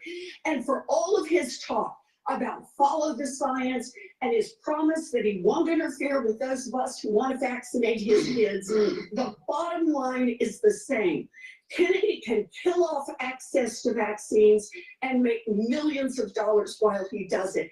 Kids might Or die. she, Senator Warren, could keep on pushing the agenda of the big pharma, and big pharma makes billions and billions and billions. Where do you think the more ethical heart of the argument is? Obviously, the ability to sue these pharmaceutical companies if they cause harm is warranted, for sure. And they've been hiding under these protection clauses on top of Senator Warren's making money in the stock market. Where's her investments? I am sure some of it's in biotech. Conflict in light of its functions and the nominee's proposed duties. And we have a letter from the Office of Government Ethics that he hasn't complied completely with all applicable laws and regulations governing conflicts of interest.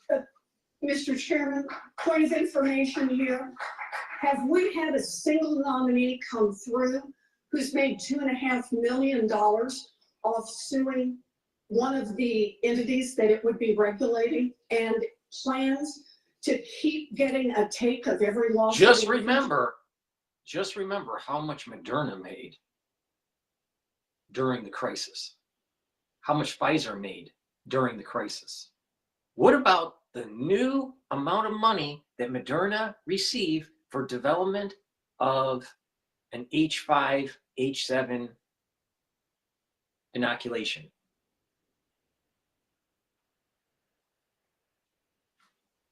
We need to pay attention to the big picture here. I don't really care about how many millions he made suing Big Pharma. I think we need people to sue Big Pharma because Big Pharma is out of control. So far, so good. You came prepared. I'm glad that you did. I believe, addressed to my satisfaction a question about Title X and the president's priority with respect to Planned Parenthood. Can you just affirm that you are 100% behind the president's policy on Title X and the implementation? I'm 100% behind it. Thank you. It's amazing to me that people, well, first off, you need to understand I was in a judiciary hearing this morning. It's very clear to me that some of these nominations are going to be shirts and skins.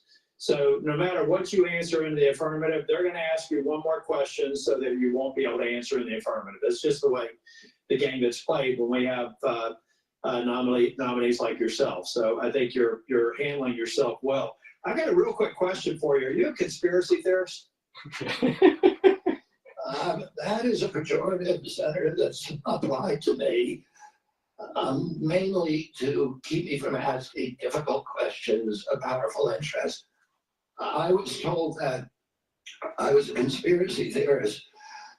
That label was applied to me because I said that the vaccines, the COVID vaccine, didn't prevent transmission and it wouldn't prevent infection, when the government was telling people, Americans, that it would. I was saying that because I was looking at the monkey studies in May of 2020. I was called a conspiracy. Now everybody admits it. I was called a conspiracy theorist because I said red dye caused cancer. And now FDA has acknowledged that and banned it. I was called a conspiracy theorist because I said fluoride lowered IQ. Last week, JAMA published a meta-review of 87 studies saying that there's a direct inverse correlation between IQ loss. All right, so I'm going to assume I can go on for a week. Is there any one of them that you can say, you got me, that really was a conspiracy theory, or are you in a position to submit for the record? I think it'd just be helpful for every one of these narratives for you to submit that maybe for the record.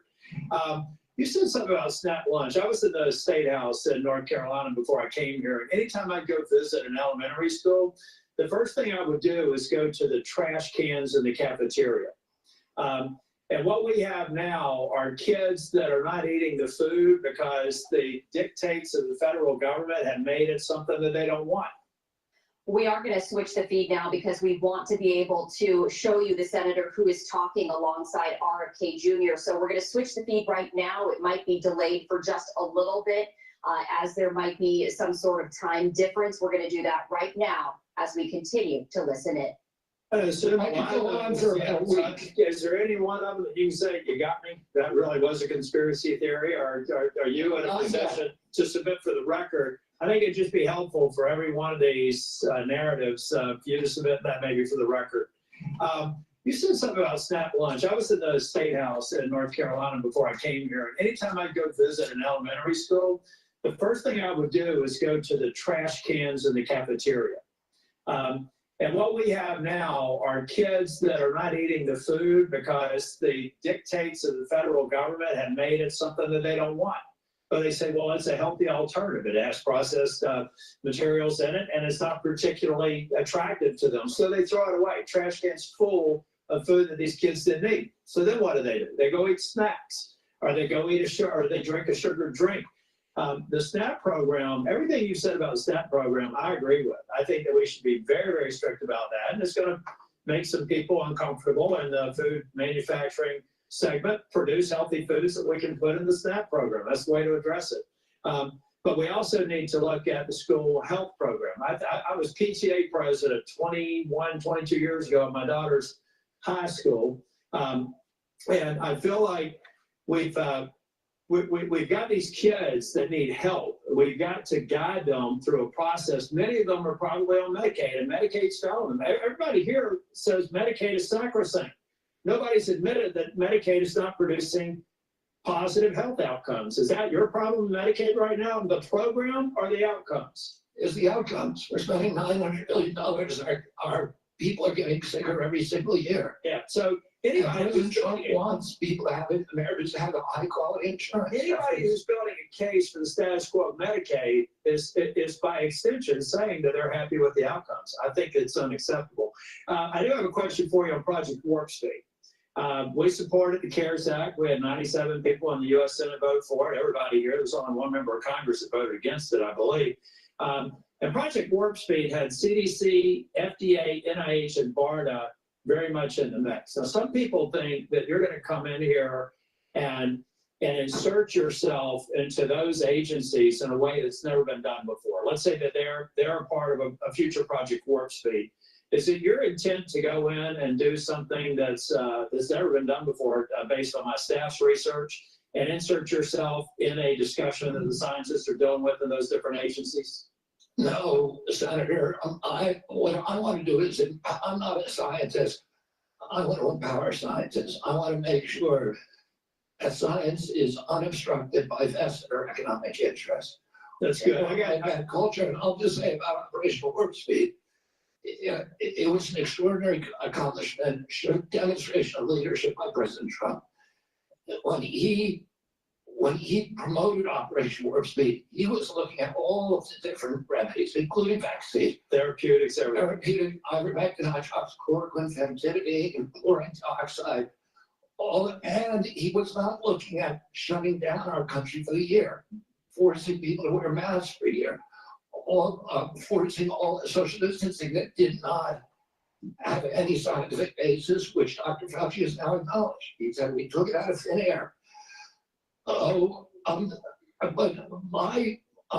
all of those changed during the Biden administration, and it became very narrowly focused. We ended up with the worst, highest death count of any country in the world. Mr. Chair, if I can just ask one final question, I think it's a one-word answer. I've heard a lot of people complaining about healthcare delivery, Medicaid, on the other side of the dais here.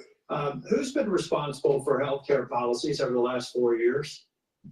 The Biden. I mean, the president, the Biden. Okay. Yeah. So I'd like to have heard more of those in oversight hearings over the last 4 years. I haven't, but I'm glad that there's an acknowledgement that you're inheriting a problem that needs to be fixed. Thank you. Thank you, Senator. Senator Sanders. Thank you, Mr. Chairman. Mr. Kennedy, thanks for being with us. I very much like the slogan that you coined, Make America Healthy Again. And I strongly agree with that effort.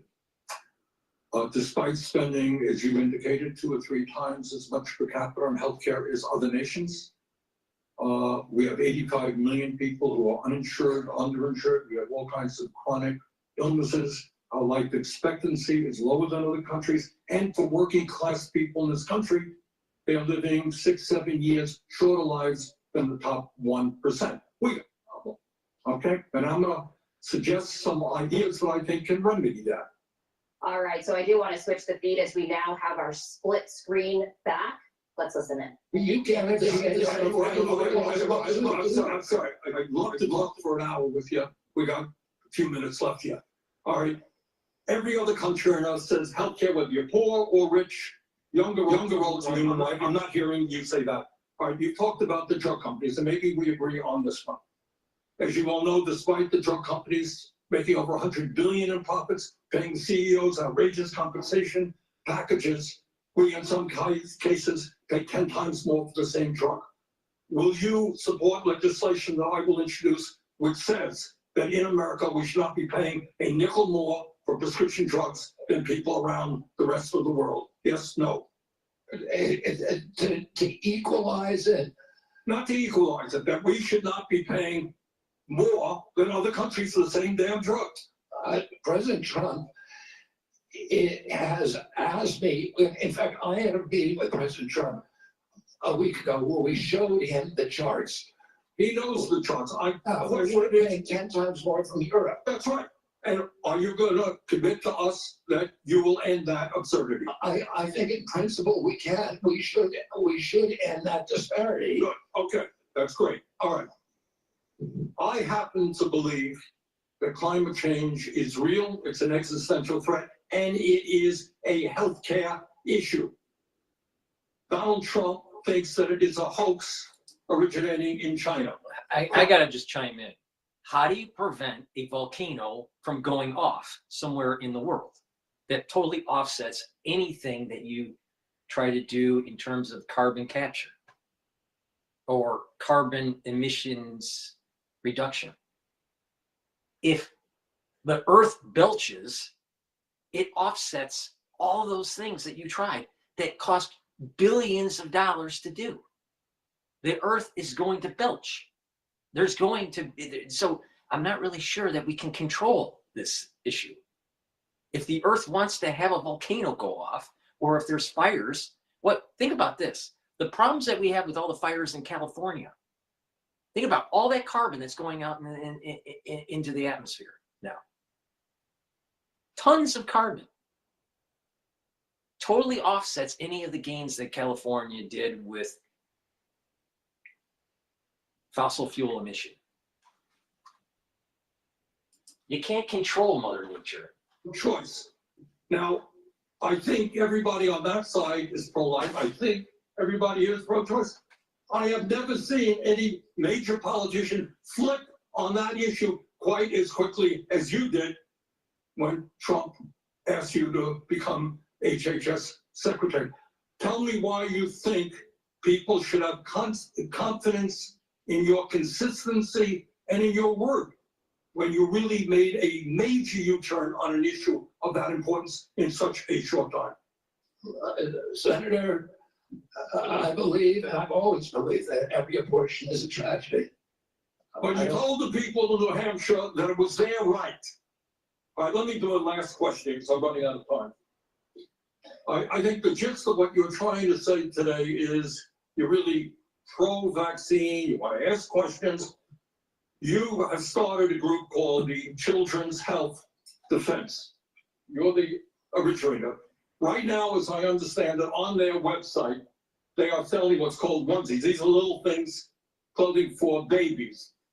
One of them is titled Unfaxed, Unafraid. Next one, and they're sold for $26 a piece, by the way. Next one is No Vax, No Problem.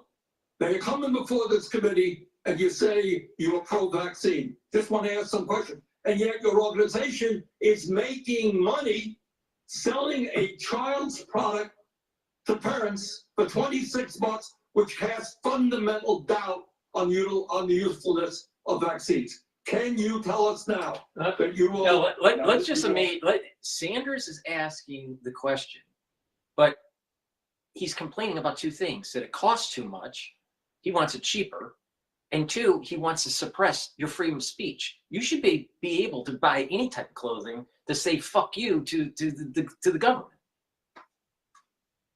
And if you want to spend more than $26, it should be your right. Militantly anti-vaccine. I am supportive of vaccines. I want good science and I want to protect. But you will not tell the organization you founded not to continue selling that product. Thank you, Mr. Chairman. Senator Blackburn. Thank you so much, Mr. Chairman, and thank you so much for being with us today. And I have no doubt that you will be confirmed and you are going to do such a solid job for the people of this country. Just to remind the audience, the ones that are watching on Rumble in the live feed, you can join X Spaces and ask a question. Also, the ones that are watching the YouTube feed, please join in to X Spaces to ask a question or tell me your opinion on what's going on in today's hearing. And the ones that are watching on my website, the-studio-reykjavik.com, don't be afraid to join. Anyone that is in X Spaces that would like to ask a question, just request the mic and I'll pass it on. Focuses on work shortages, and also Senator Warner and I have together focused on making certain that we address the area wage index and do that fairly for our citizens that are in rural communities. So I would like a commitment from you that when confirmed, you and your CMS administrator will work with us to make certain that the area wage index is balanced and that it is fair to rural areas. Senator both Dr. Oz and myself recognize that rural health care is a crisis in this country, and that is catastrophic for our entire country. I talked a little bit about my commitment to rural health earlier in this hearing. The regional price points, as you know, are set by Congress and not by HHS. I will certainly, I know Dr. Oz will certainly work with you to make them sensible. We look forward to that. Also, you and I, before you came forward as the secretary, the nominee, we had talked in years past about over-medicating youth and concerns over that. And I was looking at a report from TennCare, which is our Medicaid program in Tennessee. And I was concerned when I saw a number that TennCare had spent $90 million in 2024 alone on ADHD. This was 417,000 of our children. And $90 million, to me, that is heartbreaking, what is happening there. So how will you prioritize oversight of prescribing practices while promoting alternative solutions such as counseling, behavioral therapies, community-based interventions for our youth? Exactly, and that's the solution. 15% of American youth are now on Adderall or some other ADHD medication. Even higher percentages are on SSRIs and benzos. We are not just over-medicating our children, we're over-medicating our entire population. Half the pharmaceutical drugs on Earth are now sold here. 70% of the profits from pharmaceutical companies are from the United States, even though we own 4.2% of the world's population. Not only that, but a recent study by Cochrane Collaboration founder Peter Ghosh found that pharmaceutical drugs are the third largest cause of death in our country after heart attacks and cancers. Well, they're not making us healthier. We need community health initiatives. We need access to treatment. We need exercise. We need better food. Okay, let me talk to you about one of those access points in treatment. And this highlights a problem we have in the federal Medicaid law. Since Medicaid's enactment, states have been prohibited from using Medicaid funds for care provided by institutions for mental disease. We refer to them as IMDs.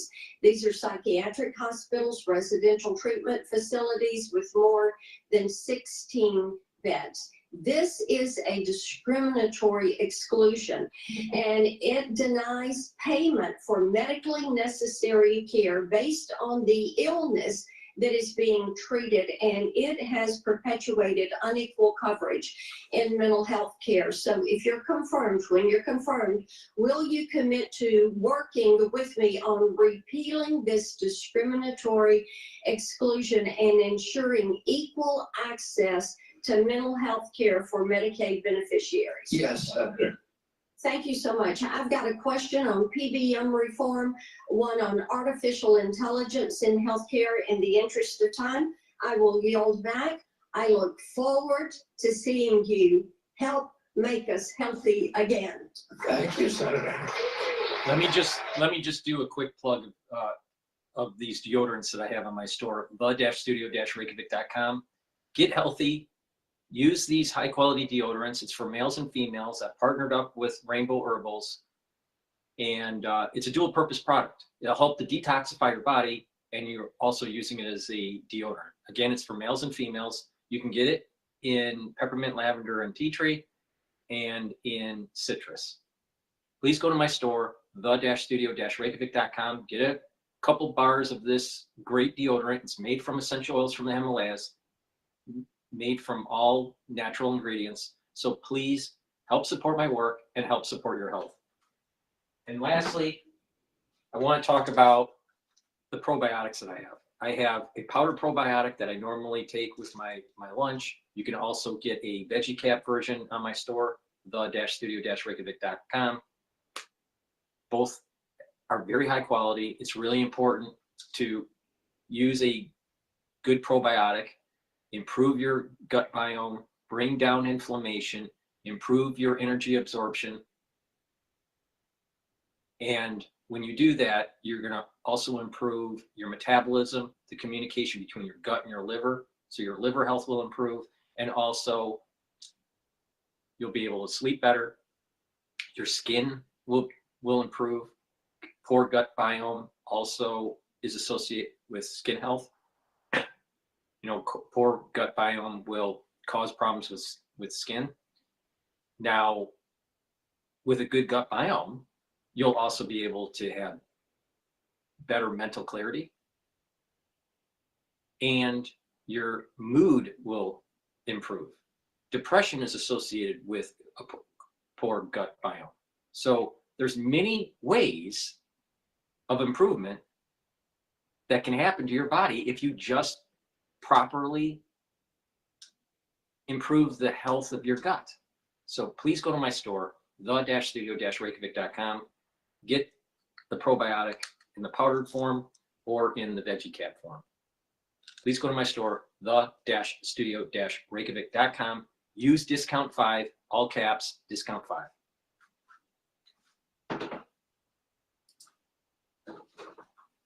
The last year alone, President Biden replaced 3,000 people at HHS and 700 at NIH. I wanted to say this. I said give infectious disease a break because that's been the principal preoccupation. Infectious disease, chronic disease is 92%, accounts for 92% of deaths in this country, and almost nothing is studied at NIH about the etiology of our chronic disease. But right now, the money is going to infectious disease. But I get your point. It's an interesting point. The problem is we had to respond, and it's actually the Gates Foundation and a flu cohort that figured out what was wrong, and that we had an outbreak of COVID that was going beyond the very first case. And so we had to build a very fast response. So I take this to the University of Washington has conducted groundbreaking stem cell research on fetal tissue. To me, I know there's probably a lot of people that may not agree with this, but we're making regenerative heart tissue now at the University of Washington. So yes or no, do you commit to protecting stem cell research for scientific agencies if confirmed? I will protect stem cell research. Stem cell research today can be done on umbilical cords, and you don't need fetal tissue. You'll protect the laws that are on the books today and the research that's done. My job is, Senator, to enforce the laws. Okay, so I want to move to PBMs because PBMs are driving up drug prices. And one of the biggest things that we need to do here, I think, in a new administration is get a handle on everything that is driving up prices and lower them. The report found that PBMs generated $1.4 billion from spread pricing. That is where they are able to basically set the price, not reimburse pharmacies and tissue now at the University of Washington. So yes or no, do you commit to protecting stem cell research for scientific agencies if confirmed? I will protect stem cell research. Stem cell research today can be done on umbilical cords, and you don't need fetal tissue. So, Bonnie Girl, if you want to unmic to speak, just do that, and I'll stop the feed from the hearing if you want to speak. Everything that is driving up prices and lower them. The report found that PBM pricing. That is where they are able to basically set the price, not reimburse pharmacies, and then pocket the rest. We've had bipartisan legislation in several different committees now to get at this. What do you think the solution is? Need to reform the PBMs. I think we need to get rid of all of these vested interests that are draining money from the system. Okay, somebody suggested though that you thought you should convene the PBMs and talk to them about some sort of self-regulation. So I am trying to distinguish between these people who basically are doing illegal activities and ripping off, really they're creating pharmacy deserts in my state. So I'm asking you whether you believe that we have to legislate in this area. Again, I'm not being evasive. I just don't know exactly what the law says. I met with the PBMs. I met with pharma. My job is to meet with all the stakeholders. I've been meeting with stakeholders for 40 years. People I was suing, you want to hear from the other side. Well, that doesn't mean I would let the PBMs write their own ticket. I think I support the efforts of this committee to come up with bipartisan legislation. President Trump wants to get the excess profits away from the PBMs and send it back to primary care, to patients in this country, and high quality health care. I'll ask you for the record, since my time's expired, to look at the legislation that came out of the Commerce Committee that defines the legal activities that they are doing to drive up prices, and give us an answer for the record. Thank you, Mr. In principle, I support that legislation. Thank you, and let me just tell you the list as we have to move forward to the ending here. Senator Lujan will be next, followed by Senator Marshall, Senator Warnock, Senator Smith, Senator Young, and Senator Welch. And let me just say again, Mr. Chairman, this is a matter of such importance. A number of my colleagues would like a second round, and I think it would be important to offer, say, a modest amount of additional time to get into this on both sides. I know I have some questions. I want my colleagues to have the opportunity to raise their concerns as well.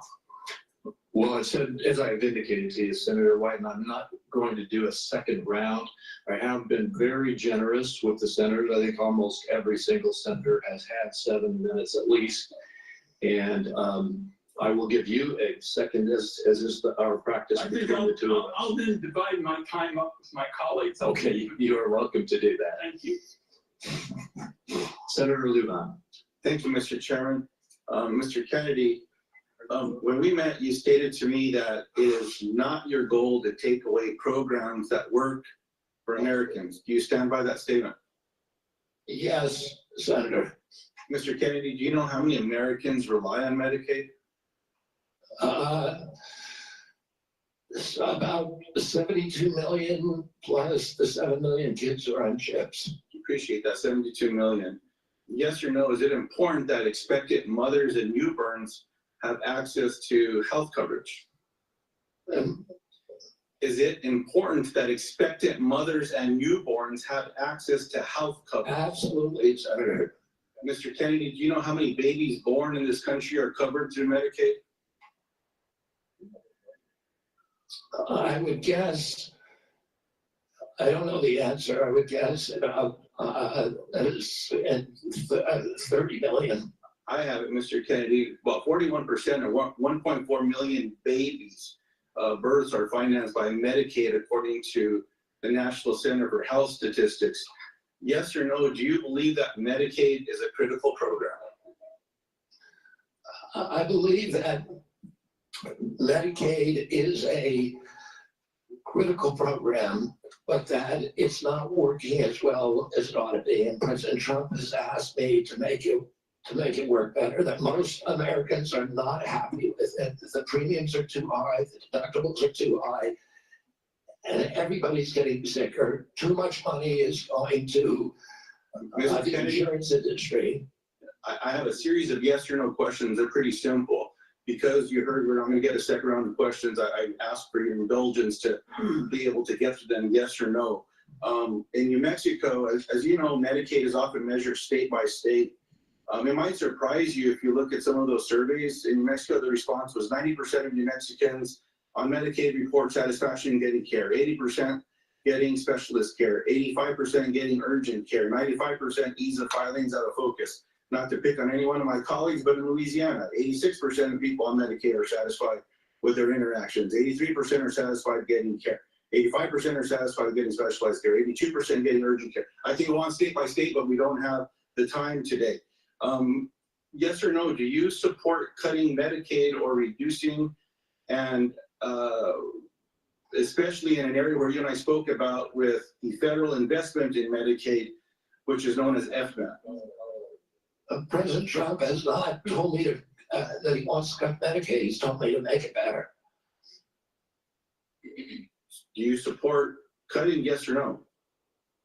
Let me ask you this way, since it's only about President Trump. I support making it better, Senator. If President Trump asks you to cut Medicaid, will you do it? Oh, it's not up to me to cut Medicaid. It'll be up to Congress.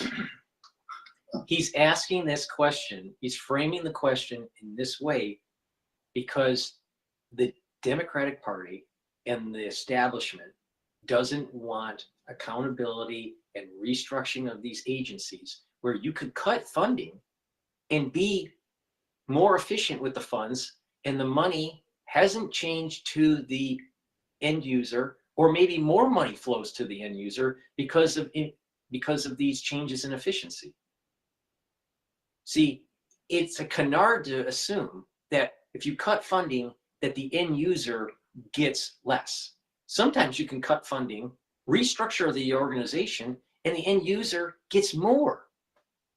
So it's make it better is the answer. So he's right. Kennedy's right on the way he answered this. This yes or no, they want to pigeonhole you into this. Well, you said that you were against cutting funds. Well, no, I'm for making it better, making it more efficient. That's the whole idea of Doge. That gets cut. The reason I'm asking those questions is there's been a lot of chatter and conversations around Medicaid. Now, I agree we can always do better, and we must be doing better in America. But Medicaid has been shown to improve health outcomes, including mortality, quality of life, and access to preventative care as well. And there's some areas, Mr. Kennedy, that you and I touched on specific to Native American communities. One of the concerns that I have are these programs matter to folks. You shared your passion about caring for folks. I believe that passion.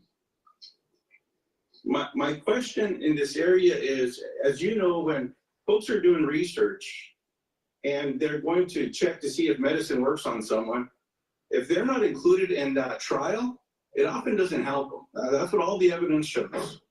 So what are you going to do when programs are eliminated to require the inclusion of Native Americans in clinical trials when it comes to life-saving medicine? I'm going to do everything I can to make sure that there's Native Americans in clinical trials. As I said to you when I visited your office, I spent 20% of my career working on native issues. My family's been deeply involved with them. My father and uncle were big critics of the Indian Health Service, failure to deliver good health results or health care on the reservations. I'm going to bring a native and for the first time in history into my central office.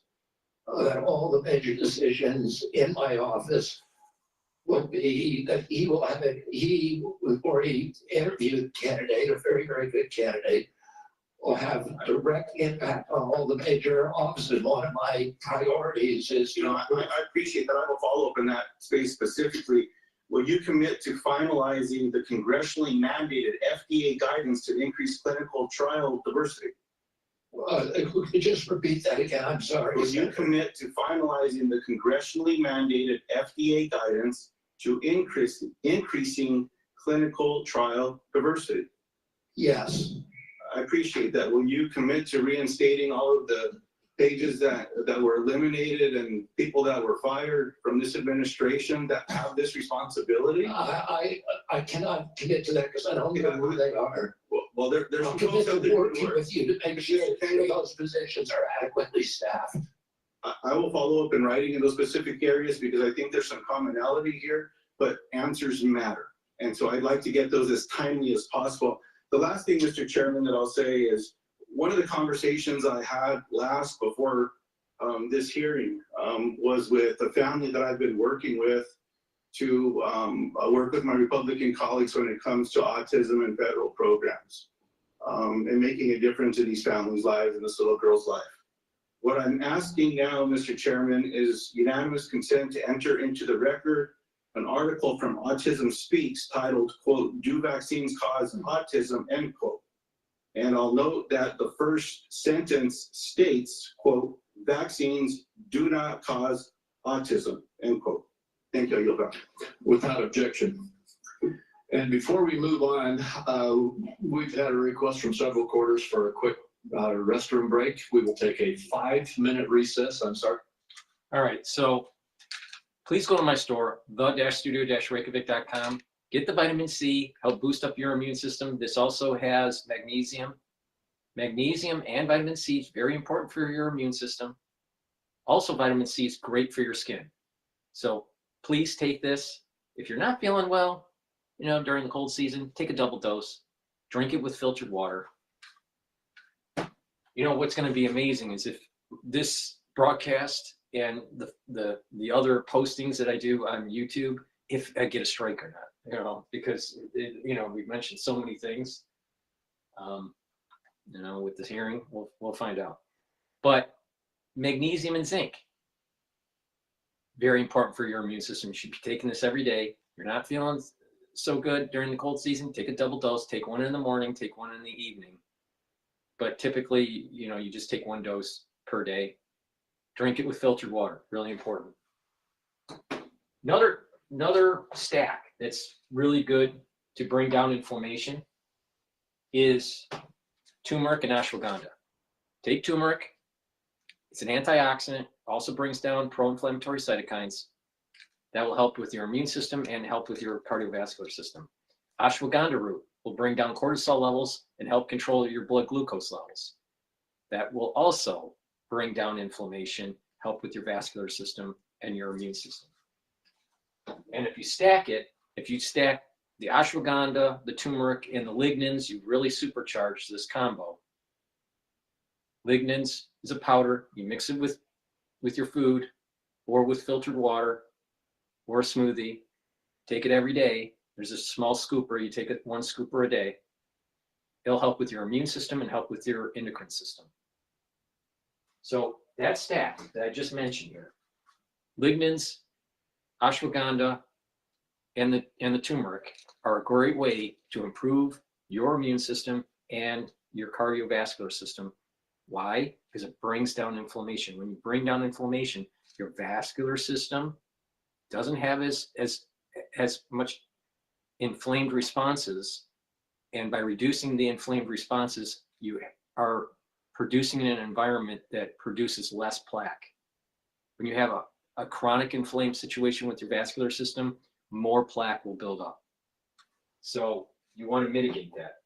And if you bring down pro-inflammatory cytokines, you're bringing down that chronic inflammation in your body and you're improving your immune system. Chronic inflammation leads to higher cortisol levels, and cortisol is immunosuppressive. You don't want that. You want to bring down the cortisol levels. All right.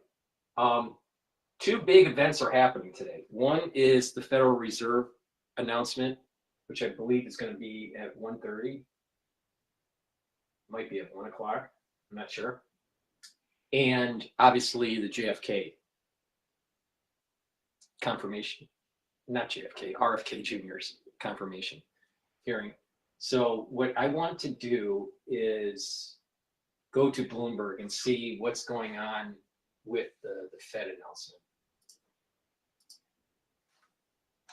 0.1%. Dow Industrials down 14, little changed on the Dow. Nasdaq is down 113 points. For the Nasdaq Composite Index, that is a drop right now of just about 0.6. I'm gonna just do a market update here. It's the S&P 500 is trading at 6,049. VIX is at 16.88. So the stress levels are not that bad at the moment for the equity market. The Euro USD trade is at 1.04. Oil is trading at $72.64 a barrel. So oil has been going down during the trading session. Bitcoin has been going up. The BITO ETF long for Bitcoin is 24.91. And the USD Japanese yen is trading at 155.11. And again, complete coverage on Bloomberg Radio. You know the drill well. 2 o'clock Wall Street time when we get the decision. 2:30 p.m. when Jay Powell talks. The S&P lower ahead of results out of Meta Platforms, Microsoft and Tesla. Meta right now up by just about 0.2%. Tesla though down 1.7%, and Microsoft down 0.7%. Bankrupt Spirit Airlines has rejected a new acquisition offer from the parent of Frontier Airlines, but says it does remain open to a long-discussed combination of the budget carriers. Today, we do have shares of Frontier. They're up 6.2%. JetBlue, which tried to acquire. All right, so they're starting the confirmation hearing for RFK Jr.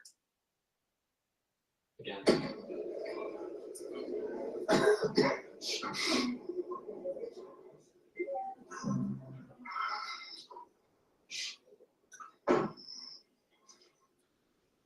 This committee will continue and come out of recess and go back into session. Before we go to you, Senator Marshall, I'd like to just tell everybody the remaining list. Senator Marshall, Senator Warnock, Senator Smith, Senator Young, and Senator Welch. And then I did indicate earlier that I would give another 5 minutes to Senator Wyden. I understand he has distributed that 5 minutes to a few of the other senators. So we will have a few more quick questions, and then we will proceed. And I would like to thank the audience again. I know we had a couple of outbursts earlier, but I want to thank the audience for being respectful and encourage the audience to continue to be respectful as we conclude the hearing. With that, Senator Marshall. Thank you, Chairman. Obesity, diabetes, heart disease. Obesity, diabetes, heart disease account for probably 80% of health challenges in America. You know how many times I heard my friends across the aisle mention any three of those? I don't know if we've lost the forest for the trees here. Vaccine is a critical issue. I understand that. I don't see how Mr. Kennedy's position any more clear that he's going to support the vaccines, he's going to support the science and empowerment to parents and their doctors to make these choices. 60% of Americans have a chronic disease, but there's an epidemic of chronic diseases across the country. And this Make America Healthy Again movement is palpable to me. It started on the campaign trail in 2020 when moms I'd never met, that never involved in the political process, came up to me and said, look, I want to make these choices about my children with my doctor, not the federal government. that it's a very real thing. Moms, dads, grandparents across the country grab me and say, look, why do 20% of our children now, why are they on a prescription drug? So, Mr. Kennedy, what is your prescription to help make America healthy again? What's your vision? What does that look like to you? Thank you, Senator Marshall. We're having epidemics of all these chronic illnesses, autoimmune diseases, neurological diseases, allergic diseases, obesity. When my uncle was president, 3% of Americans were obese. Today, 74% of Americans are obese or overweight. No other country has anything like this. In Japan, the obesity rate is still 3%. And epidemics are not caused by genes. Genes may provide the vulnerability, but you need an environmental toxin. Something is poisoning the American people. And we know that the primary culprits are changing food supply, the switch to highly chemical intensive processed foods. We have 10,000 ingredients in our country, in our foods. The Europeans have only 400. If you buy McDonald's French fries in our country, there's 11 ingredients, my understanding. In Europe, there's only 3. If you buy Fruit Loops in our country, they're loaded with food dyes, with yellow dye, red dye, blue dye, and many other ingredients. The same company makes the same product with different ingredients for Canada and Europe. And at age, we don't have good science on all these things. And that is deliberate. That's a deliberate choice not to study the things that are truly making us sick, that are not only contributing to chronic disease, but to mortalities from infectious disease. We need to get a handle on this, because if we don't, it's an existential threat. Our country is not going to be destroyed because we get the marginal tax rate wrong, or because of only 400. If you buy McDonald's French fries in our country, there's 11 ingredients, my understanding. Let me just chime in really quick here about this. When you have chronic diseases like diabetes and heart disease and obesity, your immune system is weaker. So when there is an infectious disease that's going around, it's easier to get. So not only is big ag making money, and big fast food making money, and big pharma making money, but it's created an environment where we have a population that's more susceptible to infectious diseases. Is not going to be destroyed because we get the marginal tax rate wrong, or because we get one of these culture war issues that we've been talking about today wrong. It's going to be destroyed if we continue down this trajectory of chronic disease. We need to fix our food supply, and that's the number one. Thank you, Mr. Kennedy. Certainly, I share your concern with ultra-processed foods. On the other end of this food chain are my farmers and ranchers back home.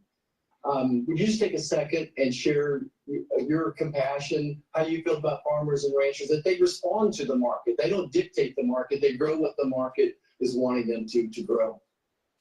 And Senator Hawley told me the other day that his brother-in-laws are all farmers. And he said 4 out of every 5 of his brother-in-laws has Parkinson's disease.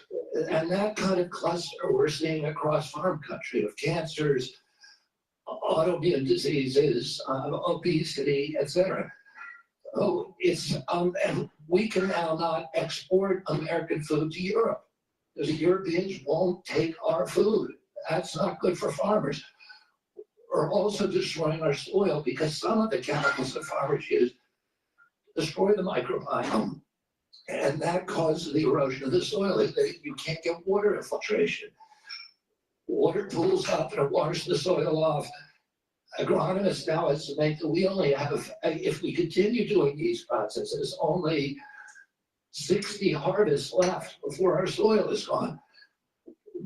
So farmers have are using seeds and chemicals that are, over the long term, are costing them and us. And what we need to do is we need to support the farmers. We need the farmers as partners if we're going to make them work. And I don't want a single farmer to go out of business under our watch. I don't regulate farms. If I'm privileged to be confirmed, I'm not regulating farms. That's under USDA. But I want to partner with all of my decisions with USDA and with the farm community to make sure that we don't lose more farmers in this country, but that we also transition. We offer The problem with the farming industry is that you have the agencies that have been captured by the big ag companies, and they're buying farms out, or they're part of a consortium where they buy the land and they have individual farmers farming the land, but it's really the company that owns it, and the company will dictate what they're going to grow.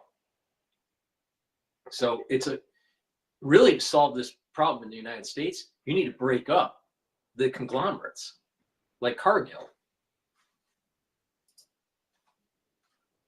Things are priorities for Kansas farmers. Many of us are doing many of those things already. We just need it to be more widespread. If I could just wrap up my remarks, though, is that, again, going back to the big picture here, 60% of Americans have a chronic disease. Mr. Kennedy, I believe for such a time as this, that you're not just one of 300 million people. I think that you are the person to lead HHS to make America healthy again, that God has a divine purpose for you, and I look forward to your confirmation and working with you to make America healthy again. Thank you, sir. Thank you.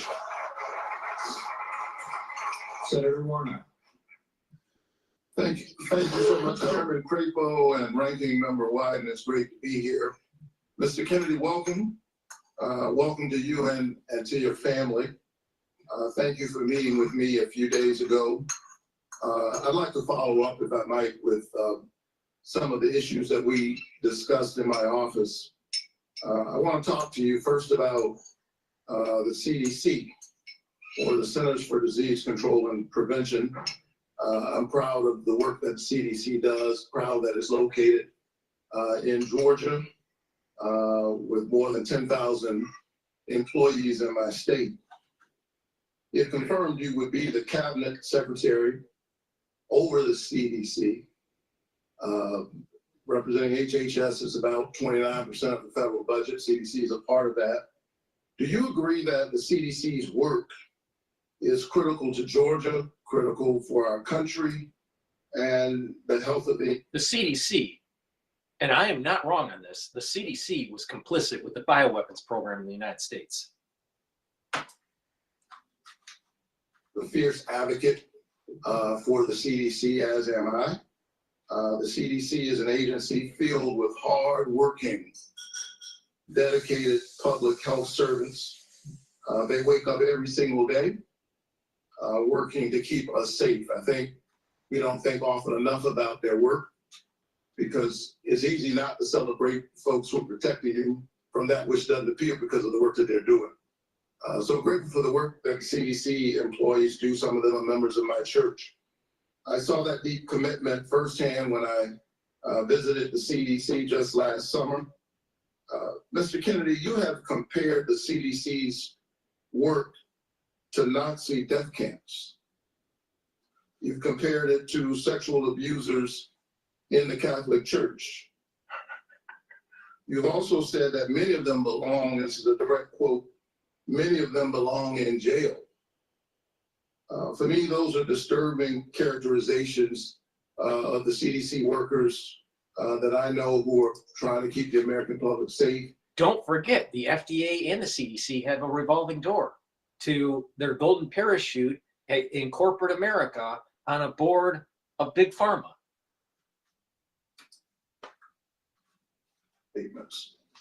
Senator, I don't believe that I ever compared the CDC to Nazi death camps. I support the CDC. My job is not to dismantle or harm the CDC. My job is to empower the scientists if I'm privileged to be confirmed. So you retract those statements? I'm not retracting. I never said it. Well, actually, I have a transcript of me saying that it's a Nazi death camp. Let me read your words. It says that the institution CDC and the vaccine program, your description of their work, is more important than the children that it's supposed to protect. And you know, it's the same reason we had a pedophile scandal in the Catholic Church. It's because people were able to convince themselves that the institution of the church was more important than these little boys and girls who were being raped. That's pretty provocative language. You said in another statement to me, this is like Nazi death camp. I mean, let me finish. I'm just reading your words. I mean, what happened to these kids? 1 in 31 boys in this country, their minds are being robbed from them. Yeah, I was not comparing the CDC to Nazi death camps. I was comparing the injury rate to our children to other atrocities.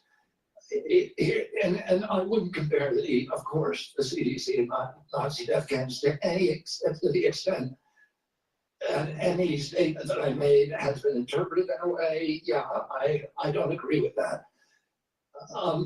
In 2003, the United States Congress Government Oversight Committee ended an over a year investigation of the CDC and used almost that same language. They said that the CDC, but just one division, one branch of the Immunization Safety Office, had put institutional self-interest and pharmaceutical profits ahead of the welfare and health of American children. So that was a conclusion by Congress. And I repeat that. I'm asking you because you're the nominee for HHS. It sounds like you stand by those statements.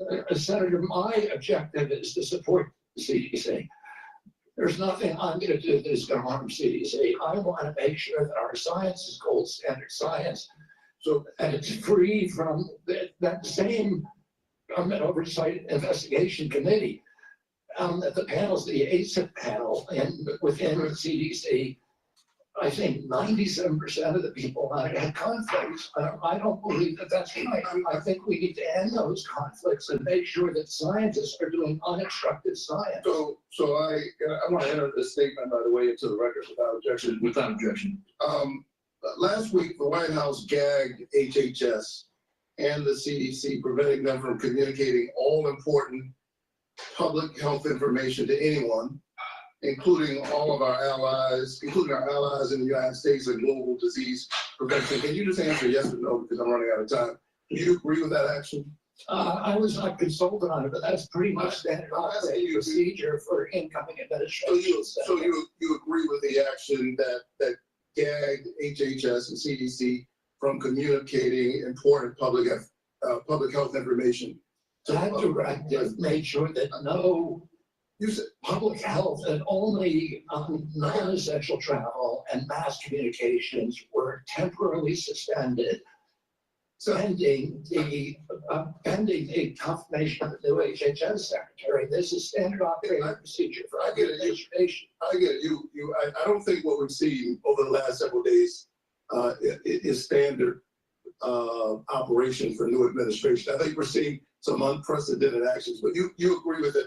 Last night, members of the CDC, along with other federal employees, were actually invited to resign, these buyouts. And I got text messages and folks I know work from the CDC or the CDC that do this important work who got that note.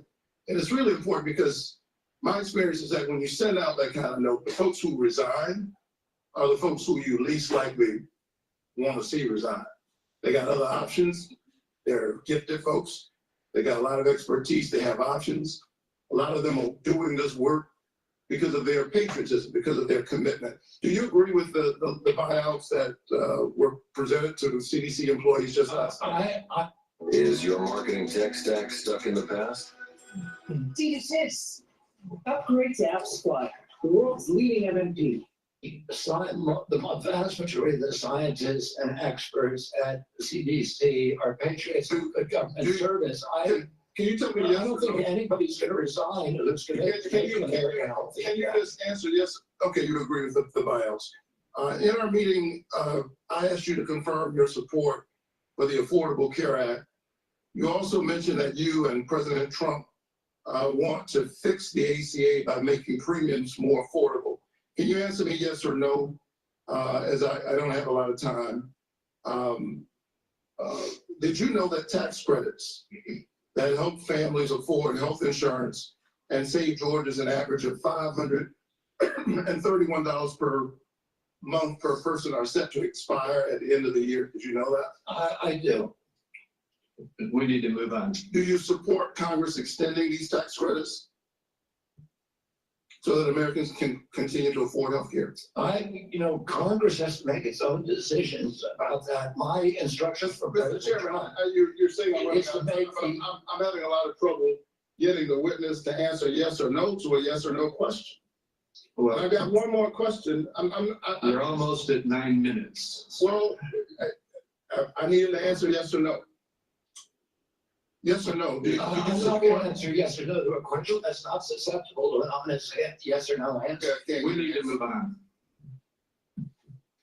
I think that the fact that you find it difficult to answer basic questions is deeply troubling for me as you present yourself as a nominee to run HHS. Thank you so very much. I've been in courts all over the country. And perhaps, Mr. Chairman, you told me I'm out of time, and this continues to filibuster even after I said I'm done. Senator Smith. Mr. Chair, thank you, Mr. Chair and Ranking Member, and welcome, Mr. Kennedy. So, Mr. Kennedy, I don't have a question for you on abortion. I think that my colleagues on both sides of the aisle have covered this, but I want to say I can respect people who have different views than mine on this issue, but it's hard for me to respect people who won't give a straight answer to what they think on this issue in particular. Mr. Chair, I just want to note that I understand that anti-choice advocates have said that in these hearings, they were looking to hear Mr. Kennedy provide some reassurance that he is on their side, and I'm not hearing that.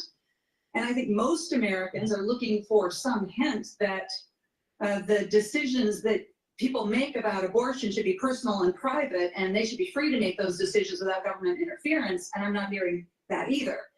To make it worse, the answers that you have given tell me that the Trump administration is more than willing to restrict or even ban medication abortion without a single act of Congress, and even in states where abortion is legal. And what is clear to me is that you and President Trump are dangerous to women's access to mifepristone. So having said that, I want to move to a different topic. Mr. Kennedy, I appreciate Senator Cornyn's questions about mental and behavioral health, something that I care a lot about. I know that you and your family have had personal experience with mental health challenges, as have I. Just think about this conversation in the Senate. They want to push, at least the Democrats typically, want to push pro-choice. The ability to kill a child, the ability to kill a fetus. Yet they spend all this other amount of time on making sure that certain monies are not cut from agencies to try to save lives. I feel that the ethical consistency there is lacking.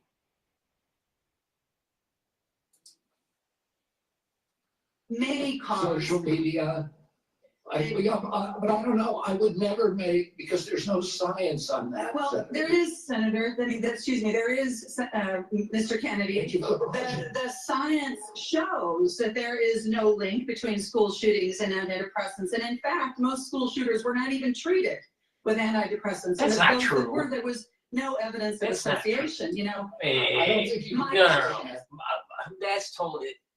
Many of these mass shootings at the schools, the shooter is on some sort of antidepressant or on, ADHD medication or Adderall or whatever. We are over medicating children, and it's causing problems. And then when you have all of the other modalities affecting their mental health, like social media, then these types of situations happen. Could be sent. I said they should be available to them. I didn't say they should be sent. You said that folks Kicking and that take screaming. antidepressants are like addicts. That I can provide that. Oh, I Mr. think they Chair. should have the availability. Listen, I know people, including members of my family, who've had a much worse time getting off of SSRIs than they did than people that have getting off heroin. The withdrawal period is, I mean, and it's written on the label. I have some It's experience very well with this documented. myself, Mr. Kennedy. This is personal for me. When I was a young woman and I was struggling with depression, thankfully, I had the resources to help me get through it, including a new generation of SSRI uptake inhibitors, which helped to clear my mind, get me back on track to being a mom and a wife and a productive, happy person. And I'm really grateful for that therapy. So I have some experience with this, and I think that everyone should have access to that care. And your job as secretary is to expand access to care, not to spread lies and misinformation. And you know, the things that you... The problem here is that I'd like to know who her lobbying support is. Is it Big Pharma that's pushing SSRIs? You know, here's the problem with psychiatric pharmaceuticals. It's in its infancy, and we don't fully understand how the brain really works. We don't fully understand all of the problems with long-term use of some of these medications. Psychiatric medicine is in its infancy. They don't know what they're doing. They do not know what they're doing. You may get some positive results with some patients, but that doesn't mean that that's going to translate into larger populations. You could have been just lucky. Maybe they didn't have all the, you know, other issues that were going on with their brain chemistry.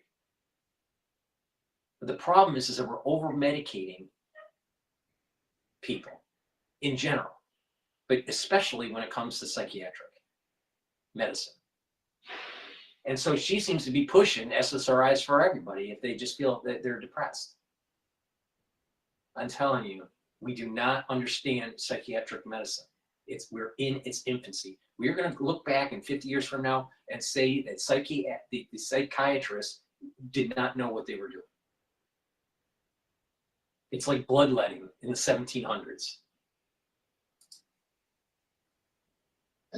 And to your point that you made when you made these statements, it was not based on good science. I don't know what it was I was based on. saying the science needed to be done. I was saying these are potential culprits. We're coterminous, and I named other things. I said video games. I said social media. I said SSRIs. SSRIs have a black box warning of suicidal. Mr. Chair, I will submit to the chair the information that I have about what Mr. Kennedy has said, linking antidepressants to school shootings. Thank you.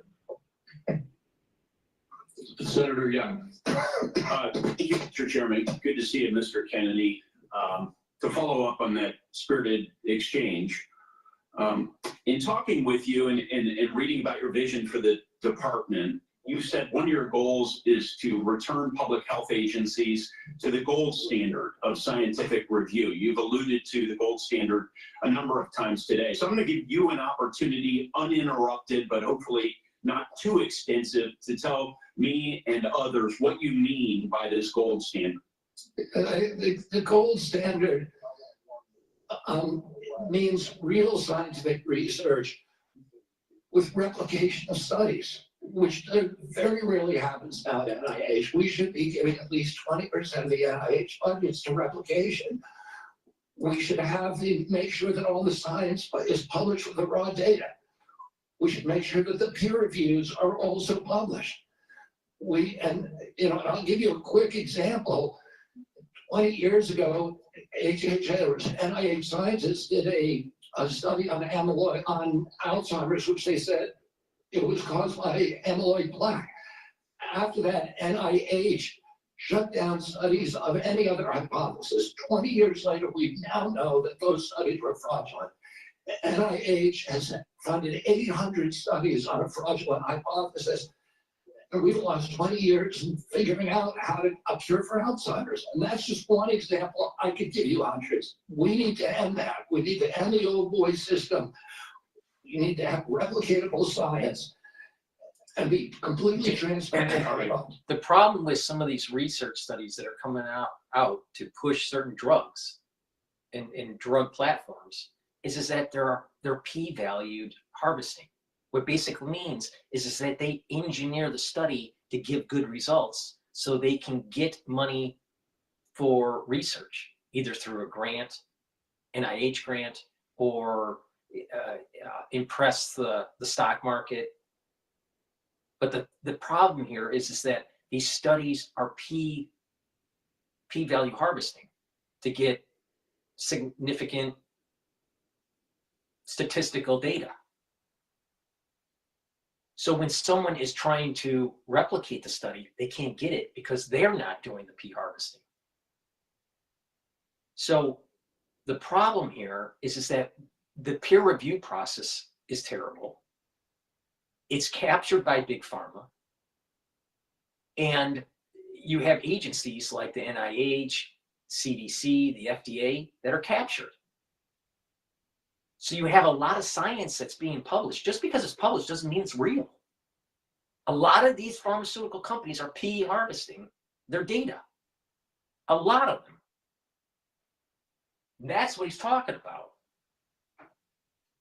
That studies need to be replicated. But I want your response. Might it make sense to share that absence of full information with the American people, that uncertainty? I think one of the things by observation and experience that I saw during the pandemic, because we had certain prominent doctors appear on television and indicate, no, you absolutely must not wear a mask. 2 weeks later, it's yes, you must wear a mask. But they were certain. And they even demonized people for not following the latest science, knowing there's a high level of uncertainty in that science. Would a measure of humility and, as you say, radical transparency demonstrates humility, help rebuild trust over a period of years? Absolutely. This is what I was. This was the conversation that Bongrill and I had earlier in the transmission here, and that is there's a hubris in the scientific community. They need to get off of their high horse and realize that their understanding of the science is flawed and that they have to have a large dose of some common sense. Waste, fraud, and abuse, although we know some exist, it's not in the main because we have greedy executives at innovative world-class companies. It's not in the main because we haven't yet adopted an unsustainable Medicare for all scheme. It's because of this. So I'm encouraged that you intend to make that a point of emphasis as it pertains to your future leadership. I will say, with respect to COVID, it's not over for a lot of Americans. It's not over. I know the mission accomplished banner was convenient for the last administration, but as we continue to navigate the ongoing impacts of the COVID pandemic, we have many individuals here in the United States and around the world who are suffering from long-term health effects that significantly impact their quality of life, work, and daily activities, and they've been largely ignored. Funding for long COVID research was appropriated by Congress in December of 2020, followed by additional funding directed by the Biden administration in February 2024. Patient groups and industry publications have criticized the slow pace of clinical trial design and enrollment. If confirmed, will you collaborate with healthcare providers, researchers, and affected communities to better understand and mitigate long COVID's impact? Yes or no, please? Absolutely, Senator. There's 16 million Americans. Will you commit to prioritizing long COVID research and integrate this work in a broader healthcare policies? Yes or no, please? Yes. Patient groups, experts, and industry publications have raised concerns around existing long COVID funding being spent on observational research. In particular, criticism was directed towards recover funding being used to duplicate existing findings instead of funding trials for potential treatments or diagnostics. If confirmed, Mr. Kennedy, will you work with Congress so that going forward, long COVID funding will be directed primarily towards trial or novel research directions and not replicating existing observational research, yes or no? Absolutely, Senator, with enthusiasm. Thank you so much. If confirmed, how will you create a balance between your personal priorities of chronic disease and healthy lifestyle and the ongoing critical work of the department in areas that are focused on incentivizing and advancing innovation in modern medicine and pharmaceutical discovery? I think innovation is going to be the key to public health. And we have a unique opportunity now in history because of AI, because of telemedicine, and because of the quality of people that are now coming to HHS to actually save public health. But it's all going to rely on innovation, and I don't want to do anything that inhibits or impairs the pace of innovation. It's a combination of innovation and lifestyle change. Like I said, the biggest bang for the buck is proper lifestyle, supplementation, exercise, mindfulness, challenging your mind. And when you do that on a consistent basis, you're going to age better. Now, there are diseases that need to be treated, but a big part of the problem in the United States and in the Western world is lifestyle issues. My colleague, And then if we can do that, we can get over to vote before they call the vote on the floor. Thank you very much. Thank you, Mr. Kennedy. And as you know, I'm a big, great reverence for your family from Massachusetts. When I got out of college, I was in the first class of Robert Kennedy Fellows, the memorial created by your family to honor the service of your father and the community organizing in west side of Chicago. And I certainly admire your energy in your effort here and desire to serve. You know, there's a couple of things that are really important here.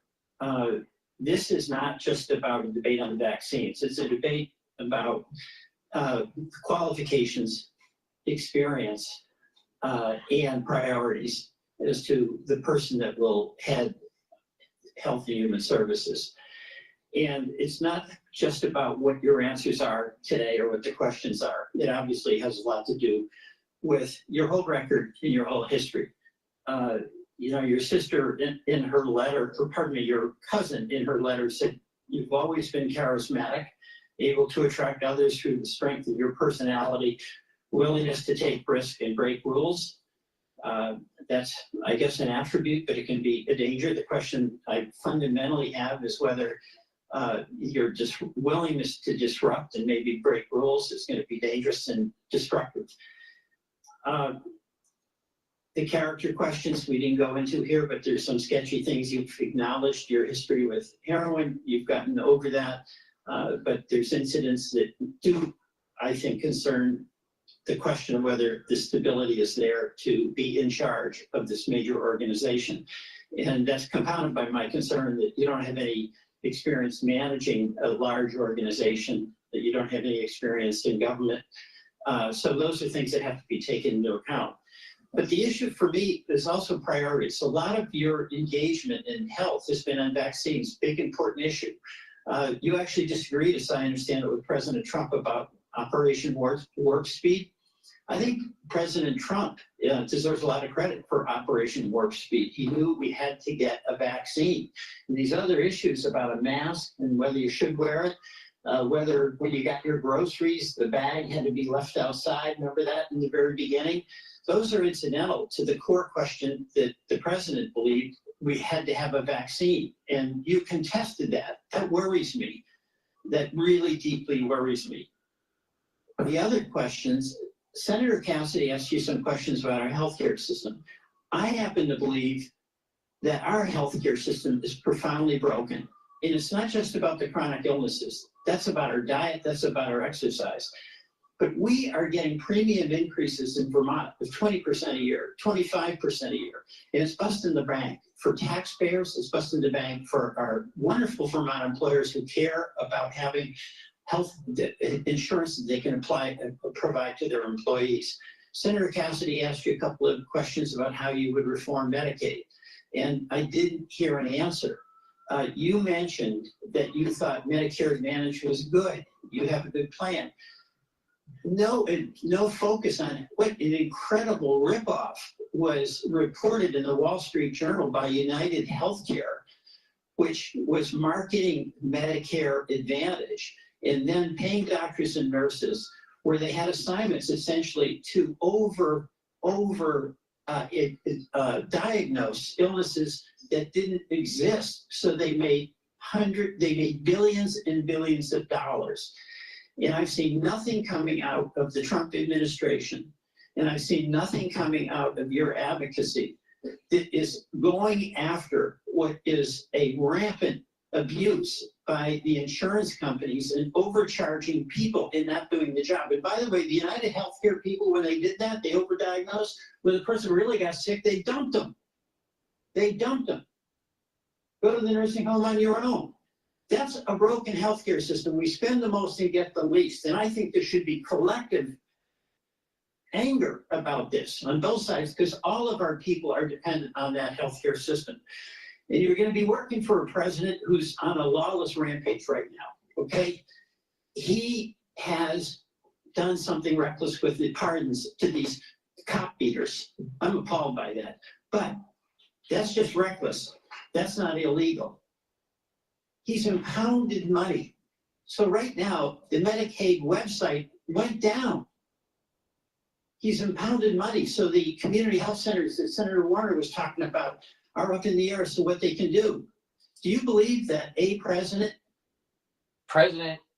Trump put a moratorium on discretional funds, which is in his legal wheelhouse? I understand that's a huge problem, and all right, and I don't have time. I've got to get over to vote, so we can. But you asked me 5 questions. You got to give me a chance to answer one of them. Please be brief. Yeah, I brought in, if I get confirmed, I already appointed a general counsel. The first time in history, he's a former prosecutor who prosecuted the biggest Medicare fraud in the case in the state of West Virginia. I brought in a prosecutor for that job instead of a bureaucrat, precisely to address the important issues that you raise here. The only reason I didn't talk about these before is because I wasn't asked about them. I agree with you 100%. What about impounding, a president impounding money that, among other things, goes to healthcare? And you're saying that that's illegal? That's correct. Well, my job is to uphold the Constitution. I'm going to take an oath to uphold the Constitution, and I will administer the law and uphold the Constitution.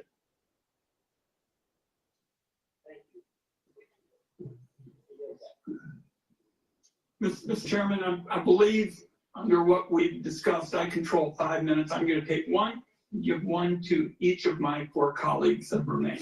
All right, and I would just say this vote, they're going to call it in about 8 minutes. Thank you. So we have very little time. Two hours ago, colleagues, I asked Mr. Kennedy to reconcile his many anti-vaccine statements with his handful of pro-vaccine statements. Instead, he gave us a word salad and dumped the issue. The same was true, Mr. Kennedy, with respect to measles, where you wrote a book playing down the threat of measles, even though American families are very concerned about it. And apparently families are still mourning in Samoa. And my last point would be that Mr. Kennedy said today really wasn't about him.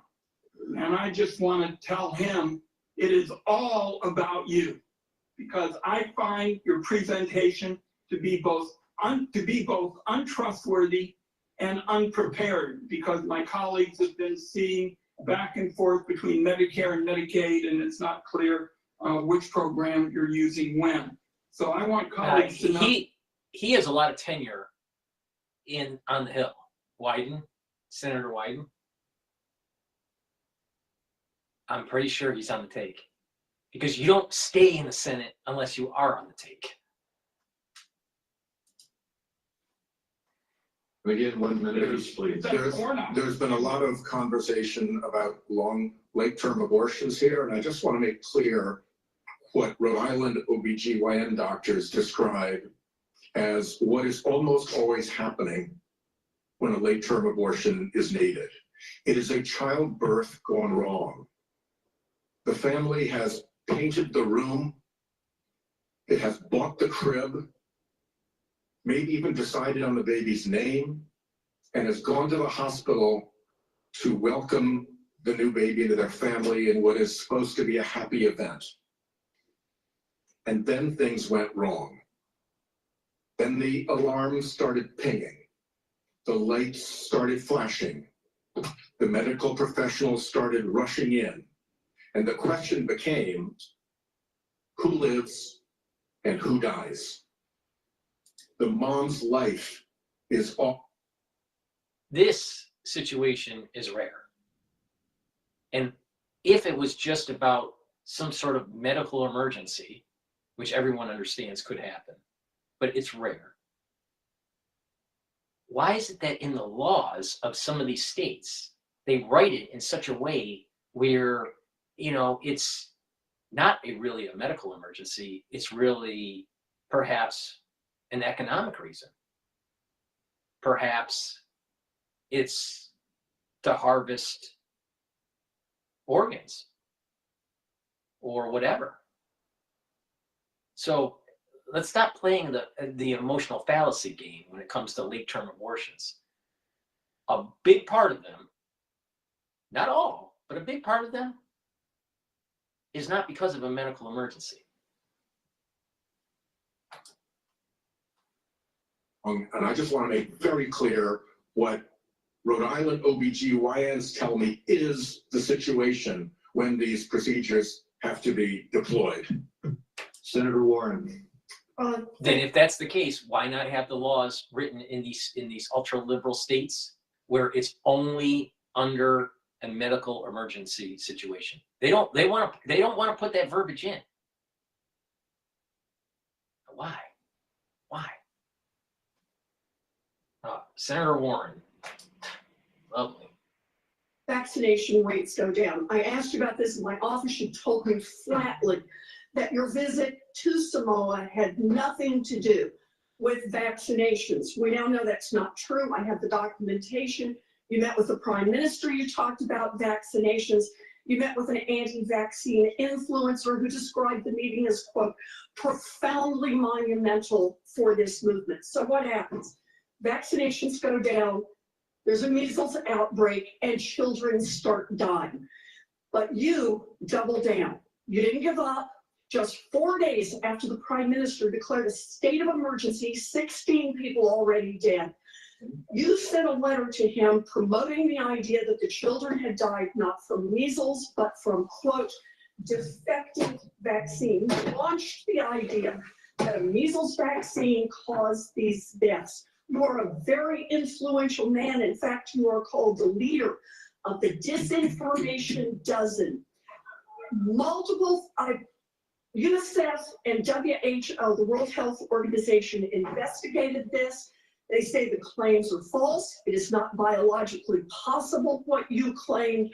And yet, ultimately, more than 70 people died because they didn't get vaccines. So my question is, do you accept even a scintilla, just even a sliver of responsibility for the drop in vaccinations and the subsequent deaths of more than 70 people? Anything you do differently?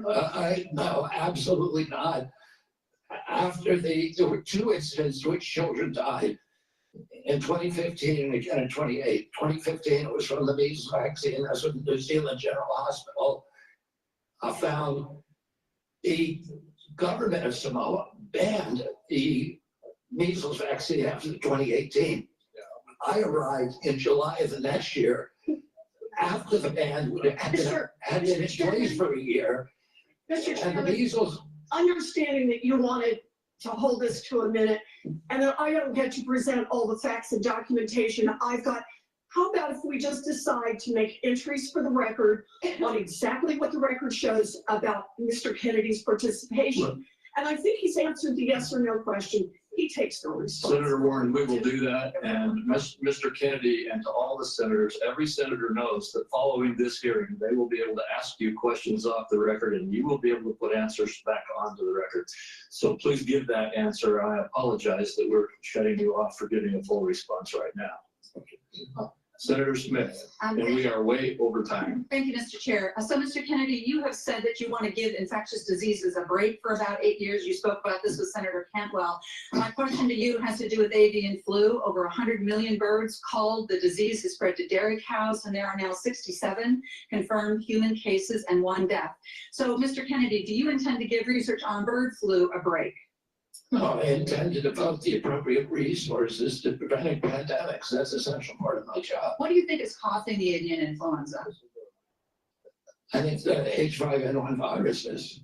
So that's good to hear, because in a recent book, I will submit this for the record because we don't have that much time, Mr. Kennedy has questioned the scientific basis for germs causing disease and the power of vaccines and antibiotics. I've never questioned that, Senator. Well, I will submit that for the record. Thank you. Senator Warren, 1 minute. I like the way you said that to the Baptist preacher.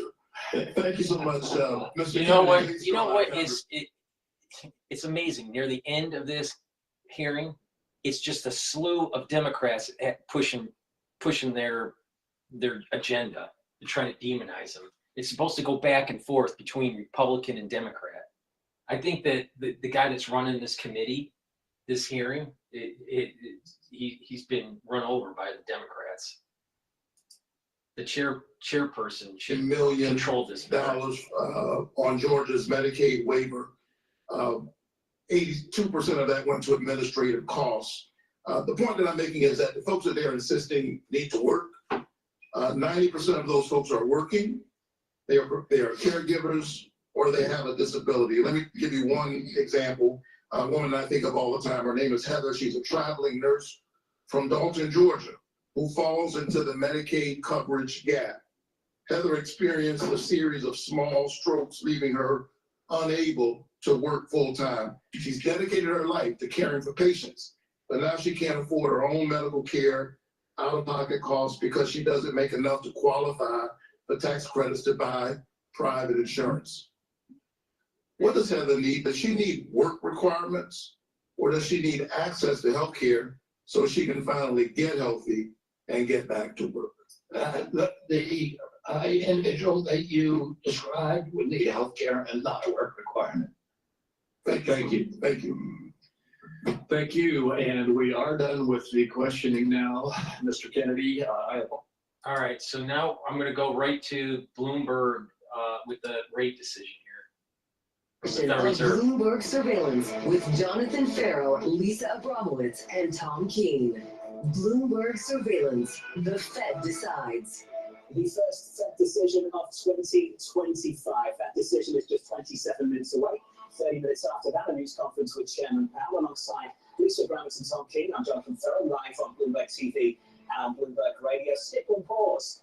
Seems to be the debate right now. No one thinks this Federal Reserve does anything in about 28 minutes' time. And they'll try to say even less. The most controversial part might be about quantitative tightening, which tells you exactly where we are. Big question will be the political element of this, and Kathy Jones, who's coming up, is really highlighting how that really will be the fireworks. The response from President Trump and how Jay Powell tries to get ahead of it. CK, are we expecting the live blog to come from the White House a little bit later on? Well, it's coming out here on the video, 20 minutes ago, and maybe we'll see more from the White House. But when is it that this president demands lower rates? Do we see that within the hour, or does it take a week or two? I'm not sure. March 19th is the decision after this decision. Yeah. That's where things get harder, because of the next decision, you get some forecasts. And it seemed like they found it tricky to put out some forecasts back in December, didn't it? Especially at a time where there's a lot of debate, even among Fed members, about whether Let me just plug a couple products here. the products that I'm going to show are how to improve your cardiovascular health. All right. You listen to me, you'll be able to reduce the chances of increasing the plaque buildup and also over time slowly reduce the plaque buildup. D3 is a supplement that you should be taking every day. It's a gene expression cofactor. It helps to absorb calcium, and it helps to get rid of cells that need to go into apoptosis. You can stack D3 with K2, and that will help with bone density, especially when you're taking calcium, and doing some resistance training to remodel your bone matrix. But it'll also help with taking the K2 and the D3 together. This will help with the cardiovascular health. And you can stack it with nattokinase. Nattokinase will bring down the LDL levels, increase your HDL levels, but also break up clots because it's fibrinolytic. And then you also stack it with omega-3, which controls LDL levels, brings them down, increases your HDL levels, reduces systemic inflammation, and omega-3 will make your red blood cells less sticky. So that means it reduces the chances of clots. And then stacking it also with a dual purpose product like olive leaf extract. It also controls LDL levels, brings them down, increases your HDL level. So you're improving your total cholesterol, bringing down inflammation to help with your immune system and your cardiovascular system. So this is a great stack. Omega-3 with the olive leaf extract, and also, stacking it with nattokinase, the vitamin K2 and the D3. All right. So these five vitamins, these 5 supplements here, is a great way to improve your cardiovascular health. There's some other things that you can get on my store. It's called the Longevity Cardiovascular Health Box, and that will also have some other supplements in there to help to reduce the chances of building up plaque, and over time it will slowly reduce plaque with proper diet, exercise, and the supplementation. Some of those are like C60, because by C60 you're soaking up those free radicals and reducing the oxidized LDL. Oxidized LDL is eaten up by macrophages to create foam cells that create the plaque. So if you reduce the LDL and you reduce the free radicals, you're reducing the plaque formation. So this is a great way to get healthy. We were just talking, during the confirmation hearing, 2 big diseases in the United States is diabetes and heart disease. So that means that if you change your lifestyle, control your blood glucose levels, reduce inflammation, control your cholesterol levels, do exercising, you're gonna bring down a big part of the health crisis in the country. Not only that, just for you individually, if you have clogged arteries, you're gonna age faster. Your blood flow isn't as good. So there's many benefits at the societal level, the cost of healthcare. A big part of if you radically change the diet in the United States, where less people have diabetes and less people have heart disease, insurance companies don't have to spend as much money. And if they don't have to spend as much money, then your insurance premiums aren't going to be as much. So there is a correlation between your insurance premiums and the cost of health care because of a diseased population. Now, at the individual level, if you have cardiovascular disease at age 30 or age 40, don't you think you're going to have a lot of problems when you're in age 50, 60, or 70? Of course you are. So it behooves everybody at the societal level and at the individual level to change their lifestyle and listen to the advice that I'm saying. It's about a holistic approach. So please go to my store, the-studio-reykjavik.com. Use discount 5, all caps, discount, and then the number 5. You get $5 off on any order. In addition, if you buy an anti-aging box or a longevity box, that's designed, the box is designed to be at a discount compared to buying the products individually. And you can use discount 5 on top of that. So I've done many things to get the products into your hands so you use them to get healthy. Please go to my store, the-studio-reykjavik.com. So before I go back to Bloomberg, you know, the markets are moving a little bit because the Fed announcement is at, I think they're going to announce at 2 o'clock, their rate. Bond Girl is in the X Spaces. If she wants to talk, just request the mic, I'll give it to you. And the ones that are watching on Rumble, you can join X Spaces, ask a question, give me your opinion on things. It's supposed to be an interactive show. I want to hear other people's thoughts. It's supposed to be a conversation. It's not me, you know, having a hissy fit in front of my screens. All right. So the ones that are watching on Rumble, please join X Spaces if you'd like to ask a question. And the ones that are watching on YouTube or on my website, the-studio-reykjavik.com, please join the X Spaces. Just request the mic and I will give it to you.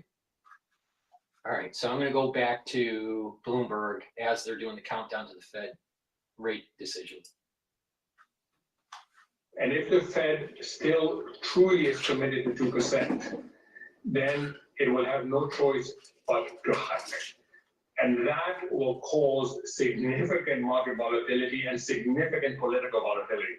So, you know, if you ask me what is one of the things that really would make this market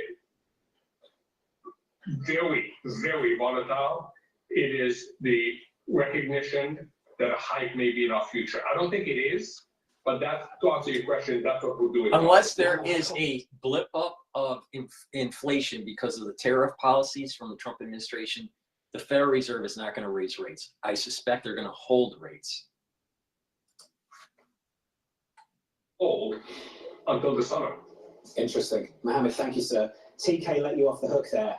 I saw us going towards Governor Waller and his recent comments, and we're out of time now. Mohammed, also Queen's College, Cambridge Green too. Mohammed Al-Arian from Queen's College. Just to get that in. Is it Celtic Green too? As they play I'm not sure it's Celtic Green. I'm not sure it is. We can double check. Celtic? There's a little bit more. Celtic. Yeah, Celtic. Maybe it's Notre Dame. Celtic.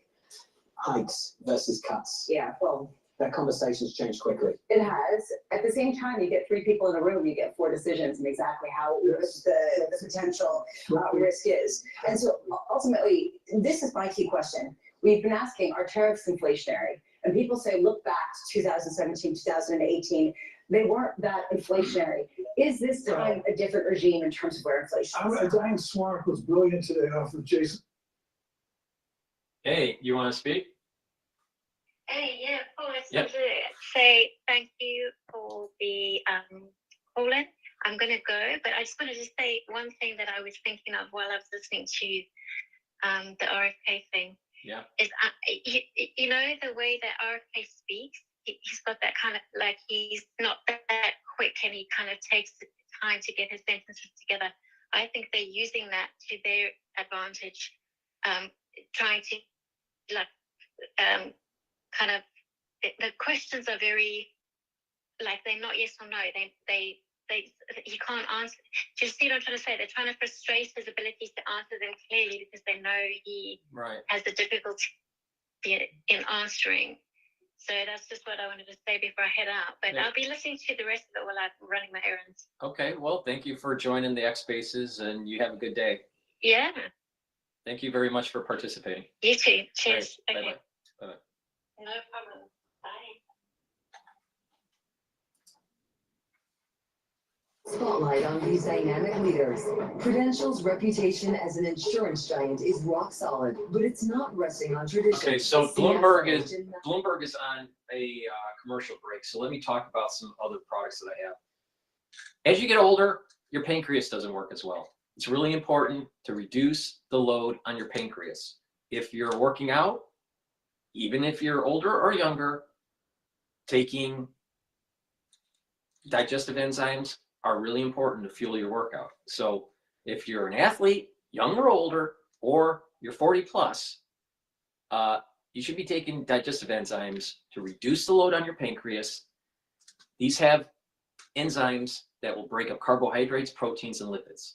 That means that you'll be able to absorb the nutrients from your foodstuffs, and you're going to be able to fuel your body in your pre or post workout nutrition. So this is a great way to get healthy. It's a great way to reduce the load on your pancreas. All right. A lot of people don't realize, even if you're healthy, you know what? You have an aging pancreas, and it produces a lot of enzymes to break up the foods that you eat. All right. And it wears out. So you want to kind of keep it healthy. All right. So please go to my store, the-studio-reykjavik.com, and get the digestive enzyme complex. It helps you also to fuel your workout, pre or post workout nutrition. So please go to my store and get the digestive enzyme complex. Myotrol, really important to take. As you get older, you start to atrophy with your muscles. This prevents the atrophying of the muscles. If you do some resistance training, you're going to gain muscle mass quicker. If you're an athlete, young or older, taking Myotrol as a supplement will help you get the gains that you're looking for strength. This stacks really well with Gladiator Barley. Please go to my store, the-studio-reykjavik.com. Use the discount 5 code that I have, all caps, discount 5. Get the Myotrol, reduce the atrophy of your muscles as you get older, build more muscle mass. And when you have more muscle, you have more energy, you're going to be healthier. This helps with also mitochondrial health, so it boosts up ATP. Really important. So let's go back to Bloomberg. It's so big 30 minutes into this, we'll be stepping on the football and doing a two-screen situation. You're going to open it up early so you can see the people in their uniforms parading down the field. Remember when you and I were putting the tag team timeout shirt because one of us said it was snooze fest? That was the ECB. Yeah. We upset some people. And I said this morning, I'm sorry, I'm looking for a surprise here because no one's expecting anything. As we just heard from Greg Peters and others. I will just say that if the Fed heard you say it was a snooze fest, they would feel flattered because that is exactly what they're looking for. That's the objective. Equity markets right now look like this on the S&P 500, negative by 0.5%, down by 0.6 on the Nasdaq. Just check out the bond market briefly. The 2-year, 10-year, and 30-year. The 2-year opened the last time the Fed met back on December 18th at 424, and we are there right now at about 422. Similar move on the 10-year, really, Lisa. Lots of volatility in between meetings, but the last time the Fed met, we closed that day at just above 450, and we're just above 450 right now. What's interesting is how much of this is driven by people less worried about the deficit, by some sort of policy shift versus NVIDIA, and what happened with DeepSeek on Monday, and the idea that there was sort of a flight to quality that led to a big rally in the bond market. Did this give some breathing space on some level to the Federal Reserve heading into this meeting? Bob Michael, JP Morgan Asset Management, joins us around the table. Bob, good afternoon. It's good Happy to be here. How would you characterize things right now? Pause or skip? Feels like they're definitely going to pause. They haven't set us up for anything other than that. And see how good we are in the bond market. We read what they said last quarter, and we kept yields almost exactly where they were for a couple months. All right, come on, give me a break. We saw a lot of volatility. Yeah, I realize that's the way that we're livening things up. I mean, there's a real question here about whether, as you just heard Mohammed Al-Arian talk about, the volatility that we have seen in between now and then, it might not be that obvious, is it really demonstrates that the Fed is losing control over rates, over the message, and there are other factors at play that are going to kind of force their hand.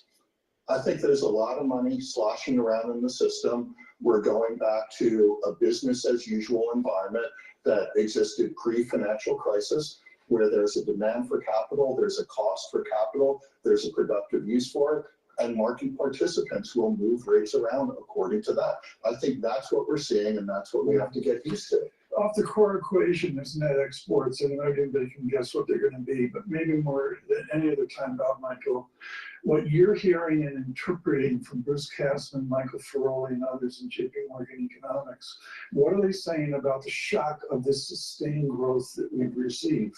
Does it continue, or do we ebb away? We look for pretty steady growth. We're looking for 2.8% in the fourth quarter. Next year, we're looking for low to mid 2%. We're looking for inflation to come down around the Fed's 2% target. We're looking for unemployment to hang around in the low fours, call it 4.25% on average.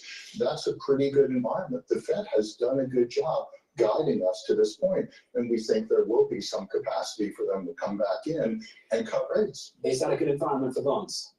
It's an awesome environment for bonds, and that's what we saw Monday. It's what we've been waiting for. You don't have a bond market that's yielding zero. You've got some yield in the market.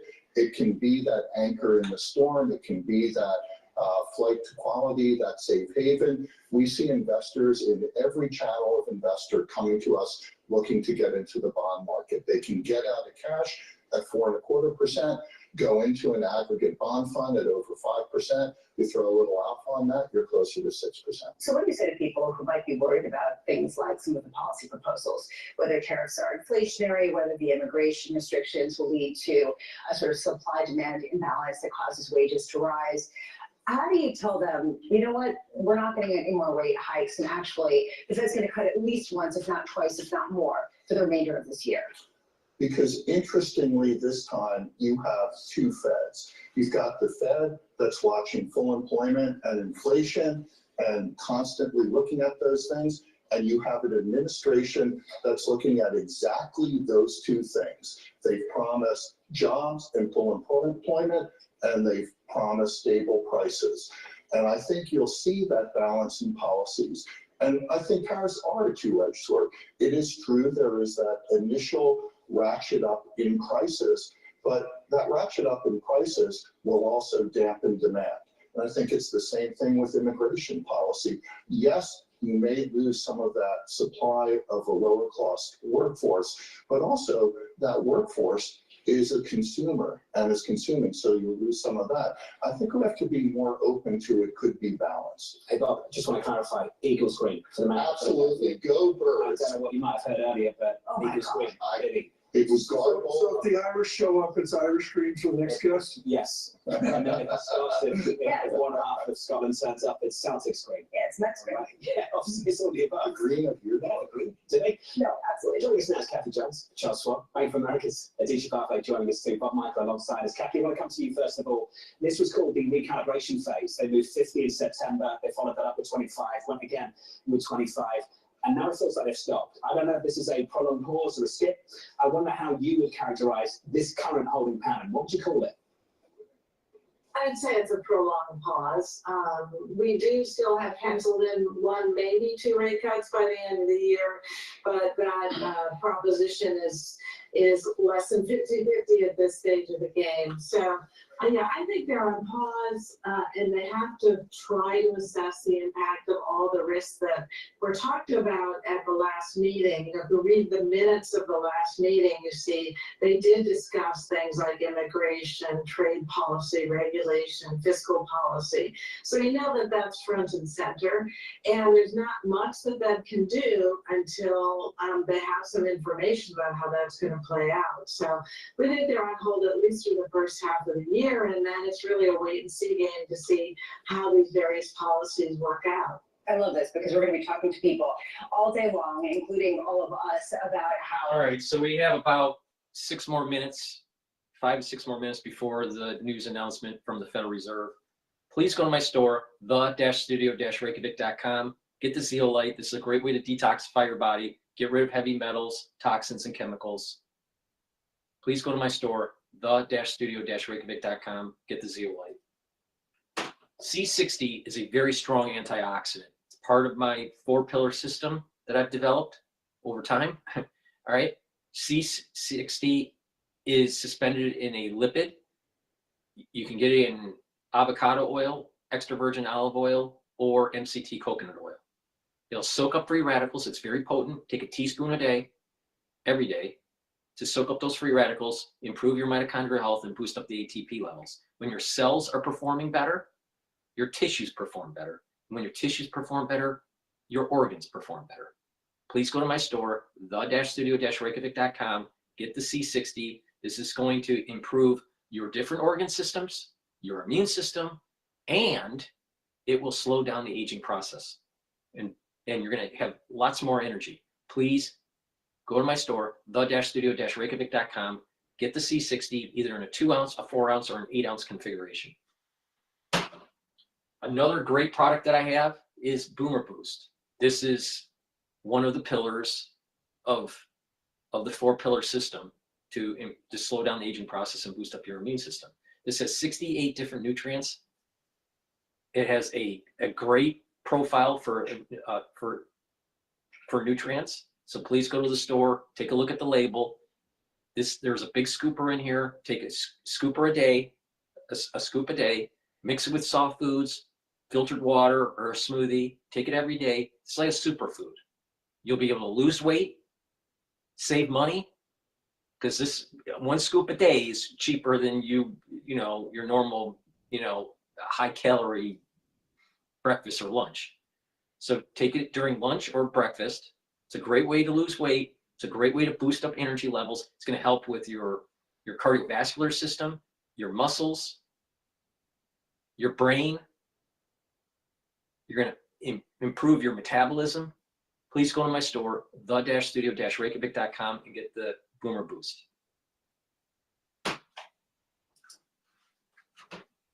It's really strong. So if you put all of that together, we don't see the Fed really needing to cut.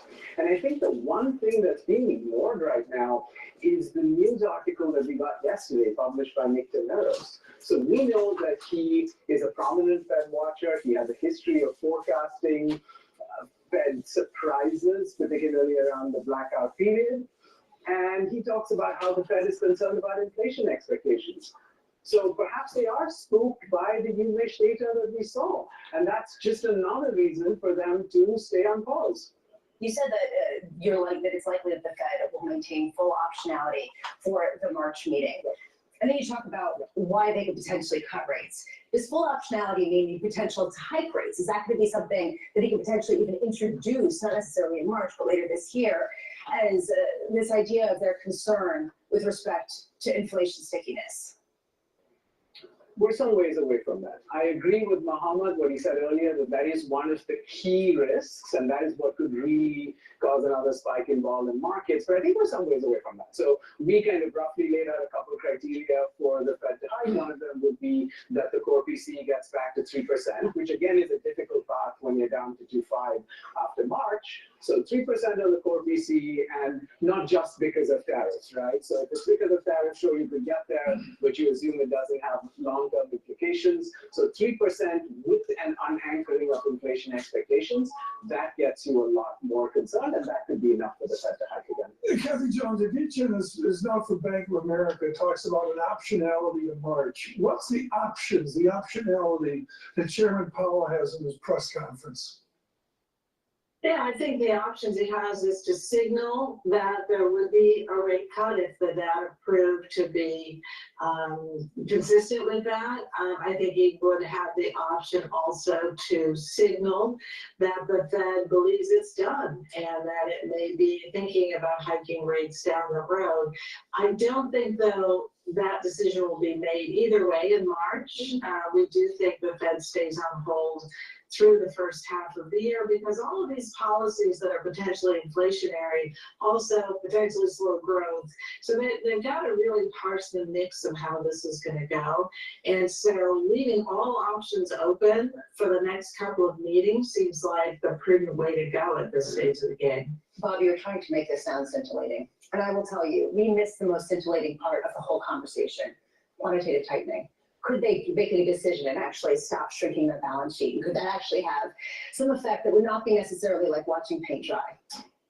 It would be nice if they said something about it. We doubt they will. You're going to have to live with the Bank of Canada stop quantitative tightening today. So that's all we're going to get there. Fireworks. You're trying to make this happen, aren't you? Well, honestly, Bank of Canada was fascinating. They cut rates, and then they also talked about how they have no forward guidance because tariffs could potentially really slow growth. This was a real statement. You mentioned GM earlier on this morning, and I'm pleased you did. General Motors came out early this week with decent numbers. decent outlook, and hardly anyone had any confidence in that outlook because that outlook is so dependent on what may or may not happen at the White House with trade this weekend and maybe beyond. Yeah, and why wouldn't Fed Chair Jay Powell come out and say, how can we have any guidance whatsoever, given the fact there is a great deal of uncertainty, and we'll be monitoring that, but we don't have forward The guidance. Federal at the time. Reserve Nobody has. kept the rates steady. What guidance at this point? Well, we don't really like our central bank to say that they're rudderless. I think they'll stick to the data as they see it. We already know from the last meeting that they're paying some attention to what could come down the road. The question, well, yeah, that's enough. The questions to be asked are, how are they modeling that? And with the Fed funds rate at 4 3/8, do they still categorize that as meaningfully restrictive? I think we'll get that question in about 31 minutes time. I think you'll get a lot of questions, but I think that would be a really interesting one. How do you model some of these policies at a time where some are looking at tariffs, some are looking at inflation, some are looking at the open Fed Treasury? Some assume, some speculate, and some guess, and some have got some real ambition about their career on the F1C. Takes a village. Yeah, that's for sure. Special thanks to Happy and to Aditya as well. That Fed decision is about 25 seconds away. The scores go into it, look a little something like this on the S&P 500, still down by 0.5% on the Nasdaq. Bloomberg's TV is always 2 minutes delayed when it comes to breaking news for Fed.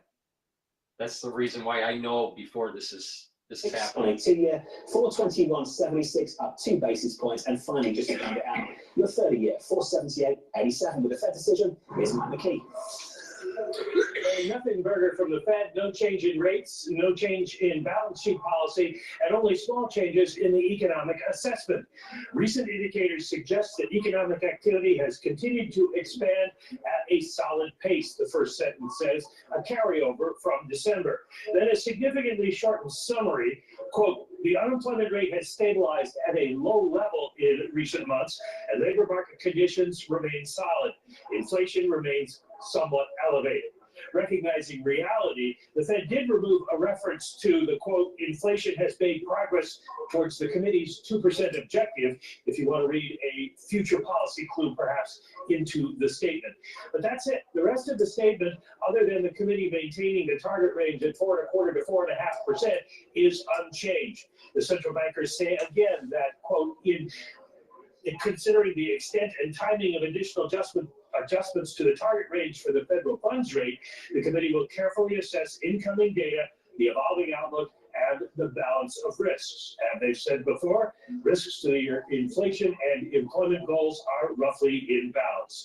The committee continues QT, reducing the balance sheet at current levels, and does not mention any endpoint. While 4 new members joined the rotation this year, Collins, Goolsbee, Musalam, and Schmidt, the decision was unanimous. The rather anodyne statement puts the focus on Chair Jay Powell, who will be speaking to us in about half an hour. Other than acknowledging inflation hasn't made progress, there isn't much in here that will lead you to speculate on what they'll do next. Mike, just stay right there. I just want to share the price action with you, then follow up with the question on the labour market. So equities have backed off just a touch, not a whole lot, but just a little bit more. We're down 0.6% on the S&P. Yields have kicked higher as well by a couple of extra basis points. At the front end by 5, on the 10-year now up by 4. The line on the labour market, Mike, it feels like they've buried the scare of the summer, and that they're now satisfied, almost comfortable that unemployment can stabilize at these levels. And Mike, I wonder what you say about that. At this point, it doesn't look like they're thinking that the labor market is going to rapidly decompose. There are some signs that things are getting a little bit slower. We're not seeing people get jobs.